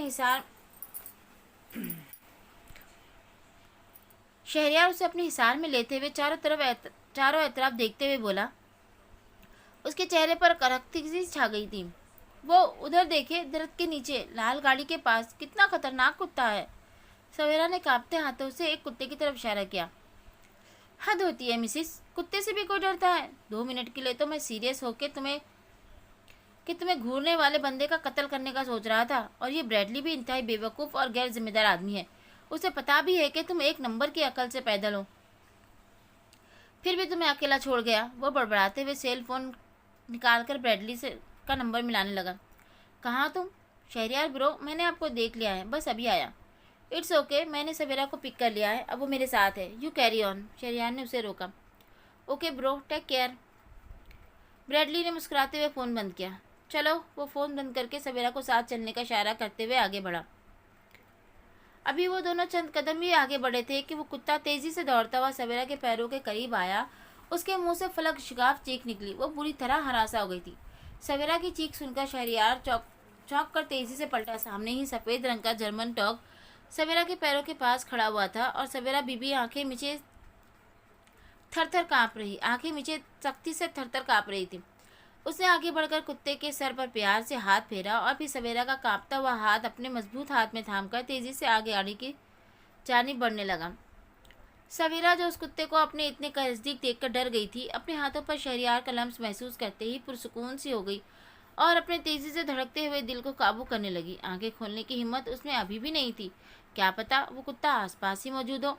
ये सोच ही उसका दिल दहलाने के लिए काफी था। सुनो लड़की, अब तुम आंखें खोल सकती हो। शहरयार ने गाड़ी के पास आकर उसका नाजुक हाथ अपने हाथ से आजाद किया। कुत्ता? व्हाट? तुम मुझे कुत्ता कह रही हो? शहरयार ने उसे घूरा। नहीं नहीं, सवेरा ने घबराकर झट से आंखें खोली और खुद को गाड़ी के पास कुत्ते से दूर महसूस करके एक सुकून सा सांस लिया। चलो बैठो। वो गाड़ी का दरवाज़ा खोलकर उसे बिठाकर खुद ड्राइविंग सीट पर आया। मेरी समझ में नहीं आता, तुम जैसी डरपोक लड़की जो इतनी क्यूट से डॉग से डर जाती हो, वो मेडिकल कैसे करेगी? वो गाड़ी सड़क पर निकालते हुए बोला। अब आप उस बदमाश कुत्ते को क्यूट तो मत कहें। देखा नहीं कैसे खतरनाक सुर्ख आंखें थी उसकी? सवेरा ने शिकवा किया। सवेरा डियर, ये पालतू जानवर होते हैं, वेल ट्रेंड, उनसे डरना नहीं चाहिए। और ये तो तुम्हें जगह जगह मिलेंगे। यहाँ हर दूसरे आदमी के पास डॉग या कैट होती है। शहरिया ने उसे समझाया। अब डॉग कहने से क्या होता है, कुत्ता तो कुत्ता ही होता है ना। और कुत्तों का क्या भरोसा, कब काट ले। सवेरा ने झुरझुरी ली। खैर, मैं कुत्तों पर रिसर्च करने में नहीं आया था वैसे। वो बोलते बोलते रुककर सवेरा को देखने लगा, जो पूरी तवज्जो से उसकी बात सुन रही थी। अगर हमारे बेटे ने डॉग पालना चाहा तो तुम क्या करोगी? वो शरारत से बोला। शहरयार की बात सुनकर सवेरा का चेहरा सुर्ख पड़ गया। शहरयार ने बगौर उसके चेहरे के बिखरते रंगों को देखा और गहरी सांस ली। मिशी शहरयार, अब तुम मुझे बेखुद होने पर मजबूर कर रही हो। वो गंभीर लहजे में बोला। आप भी बस। वो सिरपटाकर तेजी से चेहरा झुकाते हुए पीछे हुई। रात बहुत गहरी हो चुकी थी। वो शहर से अभी अभी वापस आया था। उसने घड़ी में टाइम देखा, रात का 1 बज रहा था। गांव में इतनी देर तक भला लोग कब जागते थे, लेकिन आजकल सब बड़ों के लंदन जाने की वजह से घर में खासा सुकून था। और शाह बीबी, वो तो उन दोनों को खुश देखकर ही बहुत खुश थी। वो सीधा अपने कमरे की तरह बड़ा नीलगो रोशनी पूरे कमरे को अपने शहर में जकड़े हुई थी। सामने ही बेड पर रुखसार गर्दन तक चादर ओढ़े सो रही थी। उसने एक गहरी निगाह सोई हुई रुखसार पर डाली और अलमारी में टंगा अपना आरामदायक लिबास निकालकर बाथरूम में घुस गया। फ्रेश होकर वो बाहर निकला। रुखसार हुनूस गहरी नींद सो रही थी। रुखसार, अकराम ने उसे आवाज़ दी। तुमने मेरा इंतज़ार भी नहीं किया और सो गई? उसने रुखसार की नींद से भरी आंखों में खफगी से झांका। आप आ गए? रुखसार ने दीवार पर नस्ब घड़ी में नज़र डाली। जी जनाब, माँ बदौलत आ गए हैं। अब उठो, मुझे तुमसे कुछ बात करनी है। अकराम ने हाथ पकड़कर उसे बिठाया। आप बैठे, मैं आपके लिए खाना गर्म करके लाती हूँ। रुखसार को अचानक उसकी भूख का एहसास हुआ। बेगम, सब फिक्रे छोड़े और ये देखो। अकराम ने साइड मेज़ पर से लिफाफा उठाकर उसके हाथ में थमाया। ये क्या है? रुखसार ने लिफाफे को उलट पलट कर देखा। खोल कर देखो, इकराम ने प्यार से कहा। रुखसार ने लिफाफे की सेल खोली। अंदर से 2 प्लेन के टिकट निकलकर उसकी झोली में गिरे। स्विट्ज़रलैंड? वो हैरत से टिकट को देख रही थी। जी जनाब, अब उठो, कल दोपहर की फ़्लाइट है, सारी पैकिंग करनी है, हम पूरा 1 माह अपना हनीमून मनाएंगे। अकराम मुस्कुराया। लेकिन फुप्पू, उन्हें शायद अच्छा नहीं लगेगा। रुखसार ने खदशा जाहिर किया। अम्मी को कौन बता रहा है? अकराम ने जल्दी से कहा। मगर रुखसार ने कुछ कहना चाहा। रुखसार, अम्मी की वजह से मैं तुम्हें आज तक कहीं बाहर लेकर नहीं जा सका, लेकिन अब जब तक वो वापस नहीं आती, हम भी खुलकर एंजॉय करेंगे। वो उसके हाथ थामते हुए बोला। और शाह बीबी? रुखसार ने सर उठाया। शाह बीबी को सब पता है, बल्कि उन्होंने ही ये आइडिया दिया है। मैंने उधर तुम्हारे लिए गायनेकोलॉजिस्ट से भी अपॉइंटमेंट ले लिया है। बस अब तुम हनीमून पर चलने की तैयारी करो। उसने हुक्म अंदाज अपनाया। अल्लाह अल्लाह, शादी के 4 साल बाद हनीमून, कितना अजीब लगता है। रुखसार शर्मिंदगी से बोली। अकराम ने गौर से नाजुक से रुखसार को देखा, जो आज भी उसका दिल धड़का देती थी। खूबसूरती, मासूमियत और सादा तबीयत की रुखसार। अगली दोपहर वो दोनों शाह बीबी की दुआओं के साय में एयरपोर्ट के लिए रवाना हुए। स्विट्ज़रलैंड पहुंचकर अकराम ने रुखसार की बात शहरयार से करवाई। उसका ये पूरा ट्रिप प्लान था, बस फरजाना को ही बेखबर रखा गया था। वो दोनों हफ्ते में एक बार बमुश्किल फरजाना से बात कर रहे थे। अलबत्ता शाह बीबी को रोज़ ही फ़ोन करके ढेरों बातें की जाती थी। वो सवेरा को अपने साथ शॉपिंग पर ले आया था। अपनी पसंद से उसने उसे शॉपिंग करवाई। वो नहीं चाहता था कि सवेरा को किसी भी चीज़ की कमी महसूस हो। सुनिए। सवेरा एक शॉप से निकलकर उसे पुकार उठी। सुनाइए, क्या सुनाना है? शहरियार ने संजीदगी से पूछा। मैं थक गई हूँ, अब बस करें ना, उधर घर में भी सब परेशान हो रहे होंगे। वो थके हुए लहजे में बोली। अच्छा चलो। वो उसे लेकर गाड़ी में आया और अब उसका रुख शहर के मशहूर 5 स्टार होटल की तरफ था। आओ। वो उस गाड़ी की चाबी पार्किंग बॉय को पकड़ाकर सवेरा का दरवाज़ा खोलते हुए हाथ बढ़ाकर बोला। सवेरा ने बिना झिझके अपना हाथ उसकी चौड़ी शिफाफ फैली हुई हथेली पर रखा और उसके साथ उस पर शिकवा होटल के अंदर चली आई। काउंटर से चाबी लेकर वो सवेरा को VIP स्वीट रूम में ले आया। हम इधर क्यों आए हैं? घर में सब इंतज़ार कर रहे होंगे, फूफू बुरा मान जाएगी। उसे फरजाना फूफू की नाराज़गी का खौफ घेरे हुए था। स्वीटहार्ट, वो इत्मीनान से फ़ोन पर खाना ऑर्डर करके उसकी तरफ मुतवज्जह हुआ। तुमसे कहा था ना, घर को छोड़ो और अपने घर वाले की फिक्र करो। आज रात हम इधर ही रुकेंगे, घर कल शाम में वापस जाएंगे। वो चलता हुआ उसके पास आया। कसम से मेरे कोट में पूरी जोकर लग रही हो। वो उसका तनकीदी निगाहों से जायज़ा लेते हुए बोला। आप मेरा मजाक उड़ा रहे हैं? पता है क्लास में भी सब हंस रहे थे। फिर वहाँ से हुई। तो जाना, तुम कोट उतार देती। वो सचरी अंदाज में उसके स्कार्फ को उतारते हुए बोला। ऐसे कैसे उतार देती? आपने पहनाया था तो आपकी इजाज़त के बिना मैं कैसे? वो बोलते बोलते रुकी। लड़की, इतनी फरमाबरदारी भी मत दिखाओ कि मैं दीवाना हो जाऊं। शहरियार उसे अपनी गिरफ्त में लिया। कमरे के माहौल में फंसो सा छाया हुआ था जब दरवाज़ा नॉक हुआ। Room service. बाहर से आवाज़ आई। तुम जाओ, जाकर फ्रेश हो लो, मैं डोर खोलता हूँ। वो नरमी से सवेरा को अपने से अलग करके दरवाजे की जानिब बढ़ा। खाना सर्व करके वेटर जा चुके थे। अभी वो सवेरा के साथ बैठा ही था कि उसका फ़ोन बज उठा। यस, ओके, वेट 10 मिनट्स में आ रहा हूँ। अपना एना प्राइवेट डिटेक्टिव और पुलिस ऑफिसर्स नीचे लॉबी में आ चुके थे। वो फ़ोन रखकर सवेरा को खाने का इशारा करके खुद भी अपनी प्लेट में फ्राई फिश डालकर मसरूफ़ हो गया। मिसिस, तुम रेस्ट करो, मैं 1 घंटे में एक मीटिंग निपटा कर आता हूँ। खाने से फारिग होकर वो उसके गाल थपथपाते हुए कमरे से बाहर निकल गया। नीचे प्राइवेट कैबिन में एना ने मीटिंग अरेंज की थी। शहरियार के लॉबी में आते ही वो सबको लेकर कैबिन में आ गई थी। तारुफ के बाद पुलिस ऑफिसर ने बात शुरू की। मिस्टर शहरियार, अब तक की तहकीकात और लाए डिटेक्टर टेस्ट से ये कंफर्म है कि डॉक्टर एंड्रयू मिसेस शहरियार के मामले में झूठ नहीं बोल रहा है। उन दोनों का कोई ना कोई कनेक्शन ज़रूर है। ऑफिसर प्लीज़ मेरी वाइफ को इससे लिंक मत करें और ये पता करें कि वो इतने वसूख से मेरी मिसेस का नाम क्यों ले रहा है। शहरियार संजीदगी से बोला। मिस्टर शहरियार, क्या हम आपकी वाइफ से इस बारे में कुछ इन्वेस्टिगेशन कर सकते हैं? डैनियल प्राइवेट डिटेक्टिव ने पूछा। नहीं, मैं अपनी वाइफ पर मुकम्मल ट्रस्ट करता हूँ और उसे इस सब में शामिल नहीं करना चाहता। वो डोटोक लहजे में बोला। वेल सर, क्या आप हमें अपनी वाइफ का सेल फ़ोन दे सकते हैं? हम उसका रिकॉर्ड निकलवा लेते हैं, वहीं से ये मामला हल हो सकता है। ऑफिसर ने कहा। उसका फ़ोन तो फार्म हाउस में कहीं गिर गया था और अभी जो फ़ोन है वो बिल्कुल नया है, उससे आपको कोई हेल्प नहीं मिलेगी। शहरियार ने जवाब दिया। बॉस, मेरे पास पुराने फ़ोन का सिम और सारा परचेजिंग रिकॉर्ड है, अगर उससे काम चल जाए। एना ने बीच में दखल किया। आपके पास ये डिटेल कहाँ से आई? ऑफिसर ने एना को मशकूक नज़र से देखा। वो फ़ोन सर के कहने पर मैंने ही ख़रीदा था, उसकी सारी रजिस्ट्रेशन मैंने करवाई थी। एना ने जवाब दिया। ठीक है मिस एना, आप फ़ोन की सारी डिटेल, परचेजिंग डॉक्यूमेंट सब मुझे दे दें, मैं सारा रिकॉर्ड निकलवाता हूँ। प्राइवेट डिटेक्टिव ने बात समेटी। आप मेरे साथ अभी ऑफिस चले, मैं सारा रिकॉर्ड आपको देती हूँ। एना ने ऑफ़र की। सर, आपको हम बस 2 दिन में सारी तफसील बता देंगे। ऑफिसर भी हाथ मिलाते हुए उठ खड़ा हुआ। एक भरपूर दिन गुजारकर वो सवेरा को लेकर घर पहुंचा तो लाउंज में महफिल जमी हुई थी। अस्सलाम वालेकुम। सवेरा ने सबको सलाम किया। भाई, ये अच्छा रिवाज है, मेहमानों को घर बुलाकर मेज़बान रात रात भर गायब हो जाते हैं। फरजाना फूफू ने सवेरा को घूरते हुए कहा। आपा, आपको बताया तो था कि एक अर्जेंट मीटिंग आ गई थी, वो मुझसे पूछ कर शहर से बाहर गया था। सलीम साहब ने सवेरा के सर पर हाथ फेरते हुए उन्हें टोका और सवेरा को अंदर जाने का इशारा किया। वैसे फूफू, एक बात है, जब से ये लड़की मेरी ज़िंदगी में शामिल हुई है मेरा कोई भी काम रुकता नहीं है। उसका साथ मेरे लिए बहुत लक्की साबित हुआ है। शहरिया ने उनके पास बैठते हुए कहा। छोड़ो मियाँ उस लक्की शक्की को, मुझे ये तो बताओ कि उस नंगी पुंगी बेहया लड़की से तुम्हारा क्या रिश्ता है? फरजाना ने उसे कड़े हाथों लिया।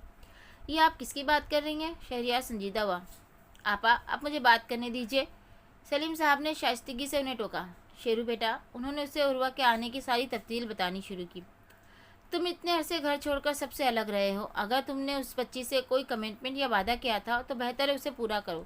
उन्होंने संजीदगी से बात खत्म करते हुए कहा। बाबा साई, आपको मुझ पर, अपने खून पर भरोसा नहीं है? शहरयार ने सवाल किया। भरोसा है बेटा, पर अब मैं सोच रहा हूँ कहीं तुम उर्वा की वजह से तो सवेरा को अपनाने से इनकार नहीं कर रहे थे? उन्होंने पूछा। बाबा साईं, वो झूठ बोल रही है। अगर मुझे उर्वा को अपनाना होता तो उसके लिए मुझे किसी की इजाज़त की ज़रूरत नहीं थी। सवेरा आप सबका फैसला थी जिसे मेरे सर पर थोपा गया था। लेकिन अगर मैं ये चाहता तो। बोलते बोलते उसकी नज़र दरवाजे पर चाय की ट्रे लिए खड़ी सवेरा पर पड़ी, जो सफ़ेद पड़ते चेहरे के साथ उसकी बातें सुन रही थी। उससे नज़र मिलते ही वह तेज़ी से अंदर आई और ट्रे दरमियान में रखकर बिना रुके वापस चली गई। शेरू, शेरू, मुझे तुम ये बताओ, अगर तुम इतने ही सच्चे हो तो फिर उसको अपने घर की चाबी क्यों दी हुई थी? बोलो, जवाब दो। अरे मियाँ, मेरी एक बात कान खुलकर सुन लो। मैं सवेरा मनहूस के ऊपर सौतन नहीं आने दूंगी। लो भला, बीवी बगल में और वो चूहिया से अलग दिल बहलाया जा रहा है। फरजाना बेगम उसे ठीक ठाक लताड़ा। आप सब बेफिक्र रहें, उर्वा से मेरा कोई ताल्लुक नहीं है और ना ही होगा। यकीन कर सकते हैं तो कर ले। वो अक्खड़ अंदाज में बोलते हुए उठ खड़ा हुआ और अपने कमरे की जानिब बढ़ा। सवेरा सबको सलाम करके खामोशी से किचन में आ गई थी। उसका इरादा चाय बनाने का था। सबके लिए चाय बनाकर उसने ट्रे सेट की और अंदर लाउंज की चौखट पर पहुंची थी कि शहरयार की सर्द आवाज़ उसके कानों से टकराई। सवेरा, आप सबका फैसला थी जिसे मेरे सर पे थोपा गया था, लेकिन अगर मैं चाहता तो। इतनी बेवकूफ़ी, इतनी बेइज्जती। वो लरस कर रह गई। उसने नज़र उठाकर उस संगदिल को देखा जो उसी की तरफ देख रहा था। वो तेज़ी से आगे बढ़ी और चाय की ट्रे रखकर खामोशी से अपने कमरे में वापस आकर टेरिस में आकर सर झुकाकर बैठ गई। उसका दिल भर भर आने लगा था। सवेरा, सवेरा, किधर घूमो? मैं कितनी देर से तुम्हें पुकार रहा हूँ, मजाल है जो जवाब मिला हो। शहरयार की भन्नाई हुई आवाज़ उसके कानों से टकराई। आप। वो उसे देखकर कपड़े झाड़ती हुई खड़ी हो गई। क्या बात है? इतने गौर फिक्र से क्या सोच रही थी? वो पूरी तवज्जो से उसकी तरफ मुतवज्जा था। कुछ नहीं, वो धीमे लहजे में बोलती हुई अंदर कमरे की तरफ बढ़ी ही थी कि शहरयार ने उसको कलाई से पकड़कर रोका। इतनी बेखबर क्यों बैठी हुई थी? ध्यान कहाँ था तुम्हारा? वो संजीदगी से पूछ रहा था। मेरा हाथ छोड़े प्लीज़। उसने अपना हाथ खींचा मगर शहरयार की गिरफ्त मजबूत थी। सुनो लड़की, मुझे रूठी हुई नाराज़ लड़की को मनाने का कोई तजुर्बा नहीं है, लेकिन मुझे पता है तुम आधी अधूरी बात सुनकर हर्ट हुई हो।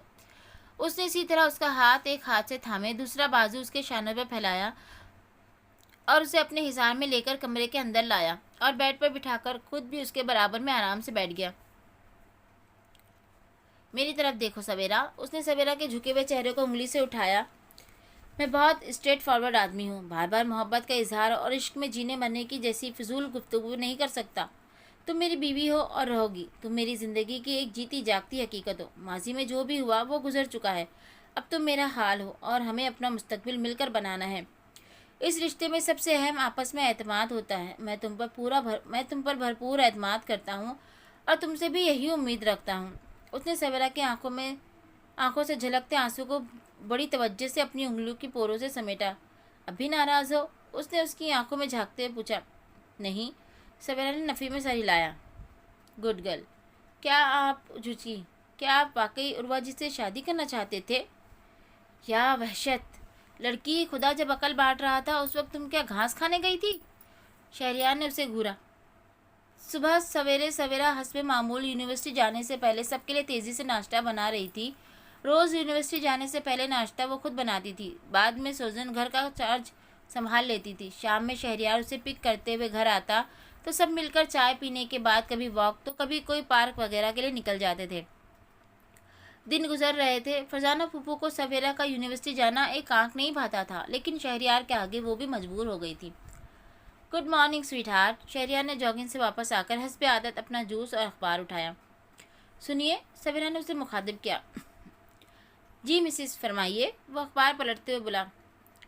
आप अपना फ़ोन घर भूल गए थे। उस पर बार बार ऐना की कॉल आ रही थी। आप प्लीज़ उसे कॉल बैक कर लें। वो उसका फ़ोन उठाकर पास लाई। इतनी सुबह इन्होंने कॉल क्यों की? वो फ़ोन पर कॉल लॉग में सुबह के 5:30 का वक्त देखते हुए बड़बड़ाया और उसका नंबर डायल किया। Good morning boss. ऐना की संजीदगी से भरपूर आवाज़ गूंजी। Good morning. ऐना, तुमने इतनी सुबह कॉल की, सब खैरियत तो है? शहरिया ने सवाल किया। बॉस, डिटेक्टिव ने केस सॉल्व कर लिया है। वो आपसे सुबह 7 बजे मिलना चाहते हैं ताकि जल्द से जल्द अरेस्ट वारंट इशू कर सके। वो अभी भी संजीदा थी। ओके ना, मैं ऑफिस पहुंच रहा हूं तो उसे बुला लो। शहरिया ने फ़ोन रखा। सवेरा, उसने किचन में मसरूफ सवेरा को पुकारा। जी। वो नैपकिन से हाथ साफ करते हुए उसके पास आई। मेरी एक अर्जेंट मीटिंग आ गई है, मुझे अभी निकलना होगा। मैं ड्राइवर भेज दूंगा, वो तुम्हें यूनिवर्सिटी ड्रॉप कर देगा। उसने हिदायत दी। जी ठीक है। वो ताबेदारी से सर हिलाते हुए वापस पलट गई। ये चेक करें मिस्टर शहरयार। डिटेक्टिव ने एक फ़ाइल शहरयार की तरफ बढ़ाई। क्या आपके इल्म में मिसेस शहरयार का फेसबुक अकाउंट था? पुलिस ऑफिसर ने सवाल किया। नहीं, वो सोशल मीडिया पर आने वाली लड़की नहीं है। शहरयार फाइल को बगौर देखते हुए बोला। ऑफिसर, अगर आप गौर करें तो जिस तारीख को मिसेस शहरयार का फ़ोन खरीदा गया है, उसी तारीख को ये फेसबुक अकाउंट दोपहर के वक्त उसी फ़ोन नंबर पर बनाया गया था। डिटेक्टिव ने संजीदगी से कहा। और उस अकाउंट से रात रात भर डॉक्टर एंड्रयू से जज्बात भड़काने वाली बातें हुई हैं जो फाइल में मौजूद हैं। ऑफिसर ने कहा। ऑफिसर, मैंने ये फ़ोन परचेजिंग के 1 हफ्ते बाद अपनी वाइफ को दिया था, और अगर पहले भी दिया होता तब भी वह ऐसा हरगिज़ नहीं कर सकती थी। जो लड़की अपने हस्बैंड को आई लव यू बोलने से शर्माती हो, वो किसी से भी इतनी घटिया बातें कैसे कर सकती है? शहरयार बुला के सर्द लहजे में बोला। Take it easy Mr Shahryar, एक अहम टर्न अभी बाकी है। ऑफिसर ने कहा। मिस्टर शहरयार, इस फेसबुक अकाउंट की लॉगिन इन्फॉर्मेशन एक दूसरी डिवाइस को शो करती है, यानी इस अकाउंट को किसी और फ़ोन नंबर से बड़ी महारत से इस्तेमाल किया जाता रहा है। डिटेक्टिव ने एक पर्चा शहरयार की तरफ बढ़ाया। क्या आप इस नंबर को पहचानते हैं? उसने सवाल किया। शहरयार ने उस नंबर को बगौर देखा। उसके माथे की रगें तन गई थी, आंखों में सर्द मोहरी उतर आई थी। मिस्टर शहरयार, क्या ये आपकी एक्स गर्लफ्रेंड मिस उर्वा का फ़ोन नंबर है? आप कंफर्म कर दें। उस आपके ऑफिसर ने कहा। वो मेरी गर्लफ्रेंड नहीं थी, बस दोस्त थी, और ये नंबर उसी का है। शहरयार पर्चा वापस डिटेक्टिव की तरफ बढ़ाया। मिस्टर शहरयार, सोशल मीडिया पर फेक अकाउंट बनाना, गलत नाम रखना एक सीरियस क्राइम माना जाता है, और अब तो गवर्नमेंट और बाकायदा ऐसे इदारे मौजूद हैं जो दुनिया भर के अकाउंट की तफसीलात रखते हैं, और ये कोई गैर अहम वाक़या नहीं है। ये एक सीरियस साइबर क्राइम है। किसी दूसरे की आइडेंटिटी चुराना, उस जुर्म की सज़ा 5 साल कैद बमुशक्कत है। हमें बस आपसे नंबर कंफर्म करवाना था। अभी सुबह के 9 बजते ही मिस रुबा के अरेस्ट वारंट जारी कर दिए जाएंगे। ऑफिसर खड़ा होते हुए बोला। शहरयार ने इस बात में सर हिलाते हुए उन दोनों से मुसाफा किया, और उनके जाते ही वो ऐना की तरफ मुतवज्जा हुआ। ऐना, मुझे जिस दिन ये फ़ोन मेरे ऑफिस में लाया गया था, उस दिन की सीसीटीवी फुटेज अभी चाहिए। Okay boss. ऐना सर हिलाते हुए ऑफिस के सिक्योरिटी रूम की जानिब रवाना हो गई। 10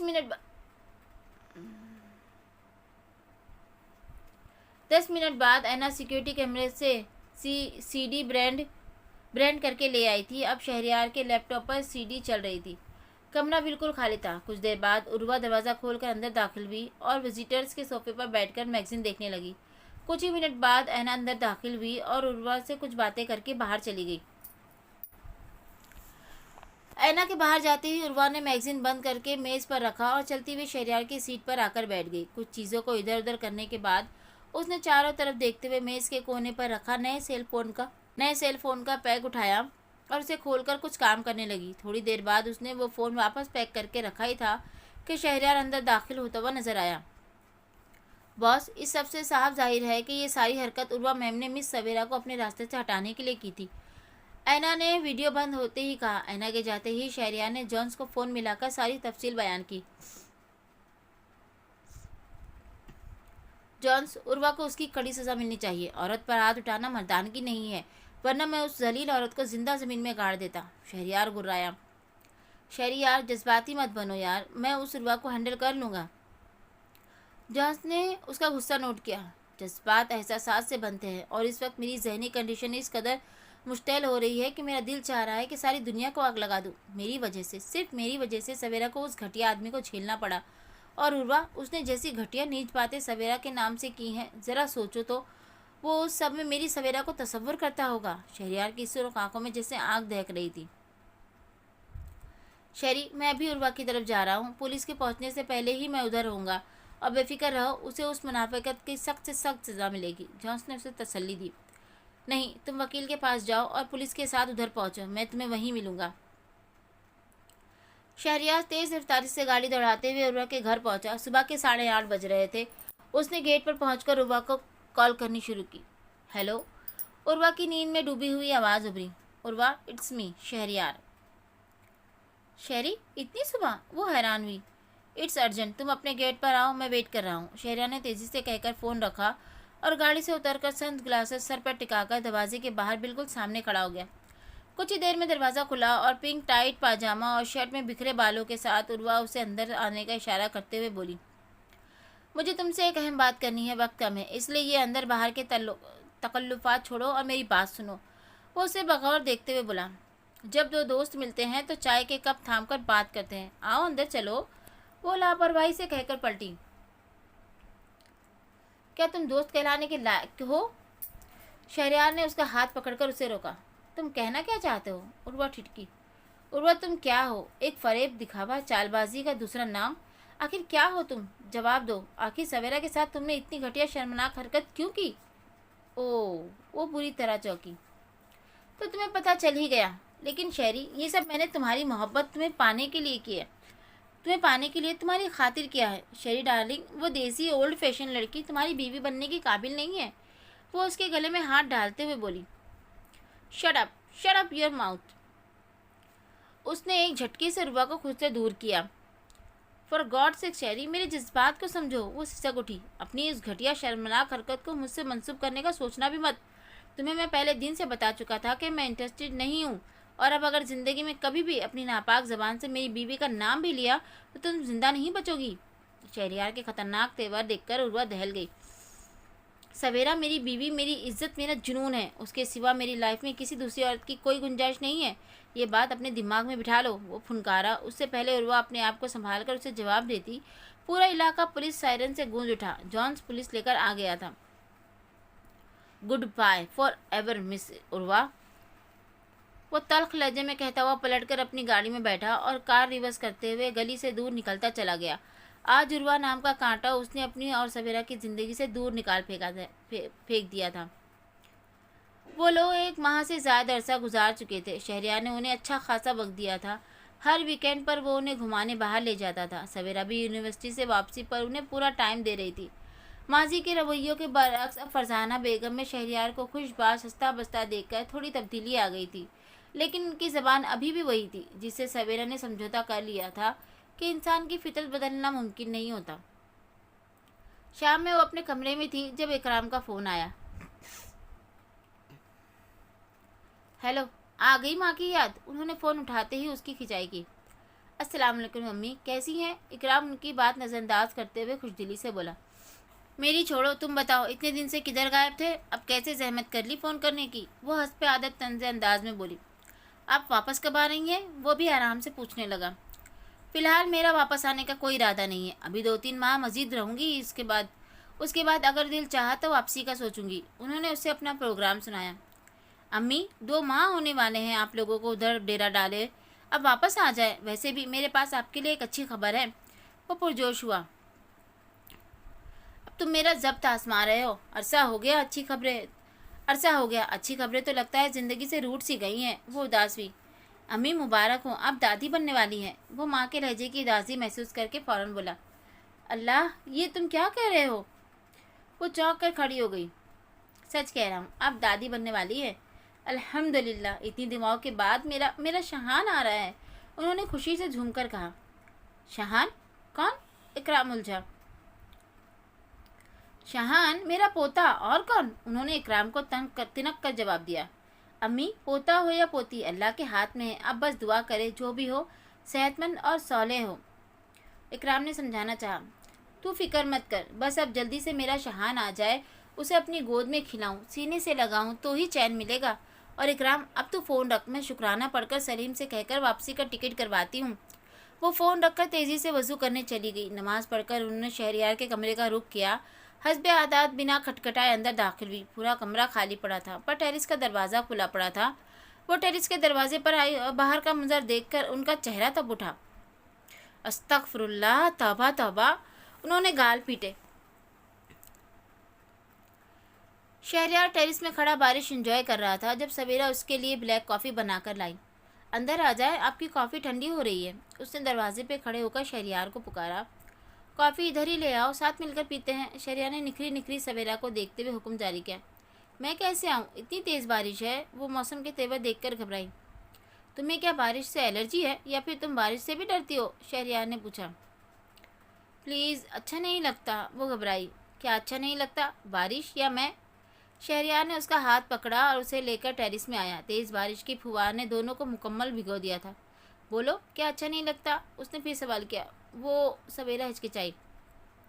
वो क्या? शहरयार ने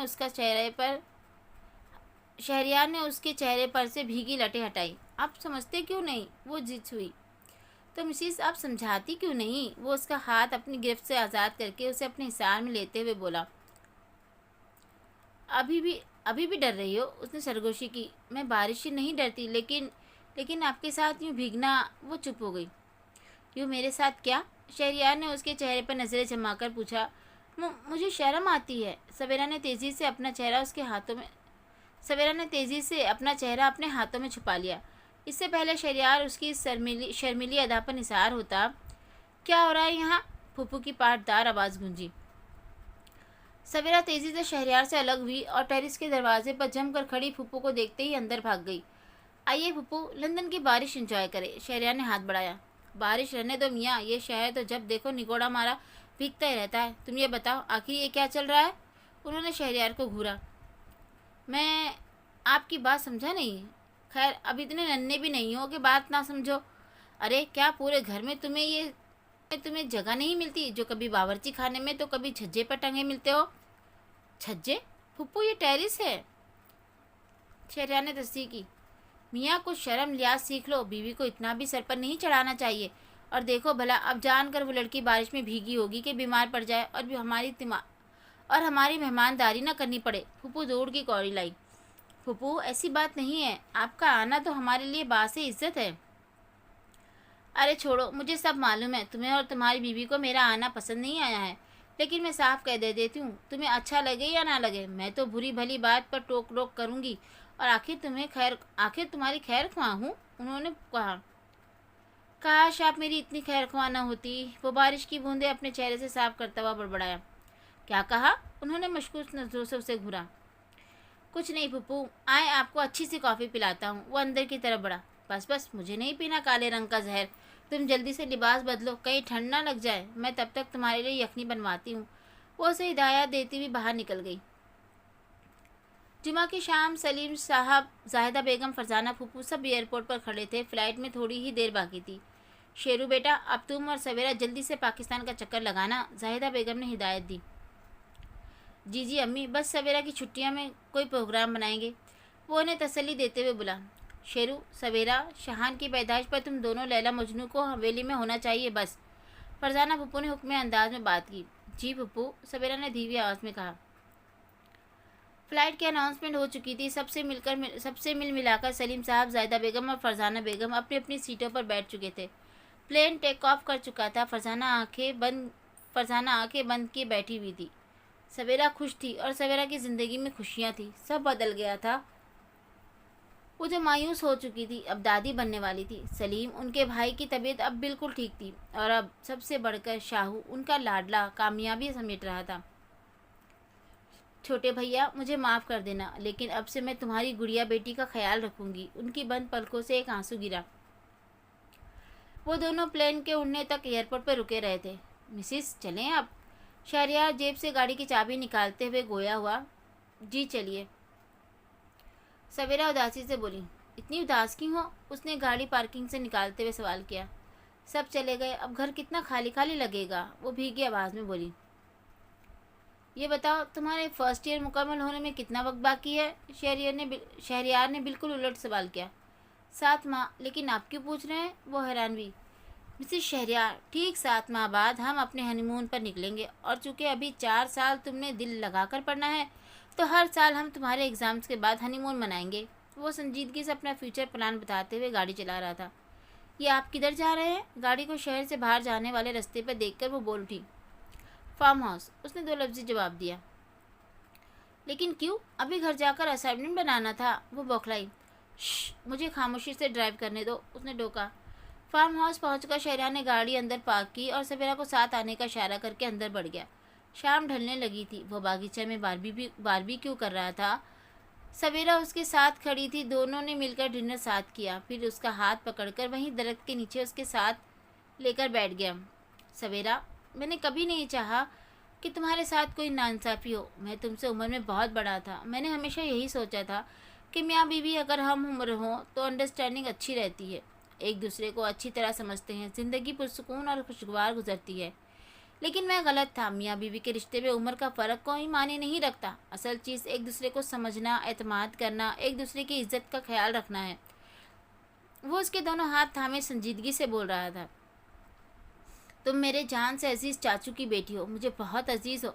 मैं नहीं चाहता था कि तुम अपने से बड़ी उम्र के मर्द के साथ ज़िंदगी गुजारो, तुम्हारे साथ ज़बरदस्ती की जाए। इसीलिए मैंने ख़ुद को सख्त कर लिया था। लेकिन तुम्हारी मौजूदगी, तुम्हारी मासूमियत मुझे डिस्टर्ब करने लगी थी। फिर उस रात जब तुम चाचू की तस्वीर अपने सीने से लगाए नींद में मुझसे शिकवा कर रही थी, तो मुझे समझ आ गई कि इस रिश्ते ने हम दोनों को बांध दिया है। तुम भी मुझे चाहने लगी हो, इसलिए मैंने इस रिश्ते को आगे बढ़ाया। तुम्हारे मामले में मेरा दिल मेरे मुकाबिल डट गया है। तुम मेरी इज्जत थी, तुम मेरी मोहब्बत, तुम मेरी इज्जत की, मेरी मोहब्बतों की, मेरी शिद्दतों की अमीन हो। वह हैरान से शहरयार को एक टक बिना पल के झपकाए देख रही थी। शहरयार के चेहरे पे जज्बे अपने रंग दिखा रहे थे। सुनो, अब तो कह दो, तुम भी मुझसे प्यार करती हो। उसने सवेरा की घनी पलकों को छूते हुए उसे अपने बाजुओं के घेरे में लिया तो चौंकी। सवेरा ने एक नज़र सवेरा ने एक नज़र शहरयार को देखा। सवेरा ने एक नज़र शहरयार की बोलती हुई नज़रों में देखा। कहना ज़रूरी है क्या? वो झीप कर धीमी आवाज़ में बोली। खुदा को मानो मिसेस शहरयार, शराफत से इजहार मोहब्बत करो वरना। शहरयार ने उसे घूरा। सवेरा ने सुर्ख पड़ते चेहरे को झुकाकर तेज़ी से शहरयार को धक्का दिया और उठकर अंदर भाग गई। वो मुस्कुराते हुए कपड़े झाड़ते हुए उठा। जो भी था, उसे सवेरा की इसी शर्म व हया ने अपना असीर किया था। वो लंबे लंबे कदम उठाते हुए अपने कमरे में दाखिल हुआ। सामने ही सवेरा बेड पर बैठी अपनी सांसों को हमवार करने में लगी थी। वो दिलचस्प नज़रों से उसे देखता हुआ खंकारते हुए आगे बढ़ा। आप वो सवेरा लड़खड़ाते हुए बोली। हाँ मैं। वो उसकी आंखों में झांकते हुए बोला और अपनी जेब से चैन और अंगूठी निकाली। सुनो लड़की, ये मेरी मोहब्बत की निशानी है जो उस दिन तुमने उतार दी थी। आइंदा ऐसा नहीं होना चाहिए, अंडरस्टैंड? वो चैन उसके गले में पहनाकर हाथ पकड़ते हुए अंगूठी पहनाते हुए बोला। वो मुझे आपसे कुछ कहना था। सवेरा ने नज़रें झुकाकर हिचकिचाते हुए कहा। हाँ तो कहो ना, मैं तो कब से बेकरार हूँ इन अल्फाज को सुनने के लिए। वो हमतन गोश हुआ। वो सवेरा उंगलियां मसलते हुए उसके पास आई। स्वीटहार्ट, वो से आगे भी बढ़ो। वो मेरा नाम सुनो लड़की नहीं है, अब मुझे सवेरा कहाँ करे? वो तेज़ी से आके मीच कर बोल उठी। शहरयार ने मुस्कुराकर उसे देखा और उसे अपने हिसार में लेते हुए झुककर एक इश्तियाक भरी मोहर उसकी पेशानी पर जब्त की। मिसेस शहरयार, तुम मिसेस शहरयार हो जाना। वो झुककर उसके कानों में सरगोशियाँ कर रहा था। मोहब्बत की चांदनी उन दोनों को अपनी लपेट में ले चुकी थी। हवाएं गुनगुना रही थी। खुशियों मोहब्बतों से भरा जिंदगी का एक नया सफ़र शुरू हो चुका था। वो हम सफ़र था मगर। जी, तो ये कहानी होती है यहाँ पे शुरू। कहानी की हो गई है हैप्पी एंडिंग। आप लोगों को ये स्टोरी कैसी लगी कमेंट में मुझे ज़रूर बताइएगा। चलिए जी, फिर मिलते हैं फिर किसी और कहानी के साथ। तब तक के लिए दुआ में मुझे याद रखिएगा। अल्लाह हाफिज़।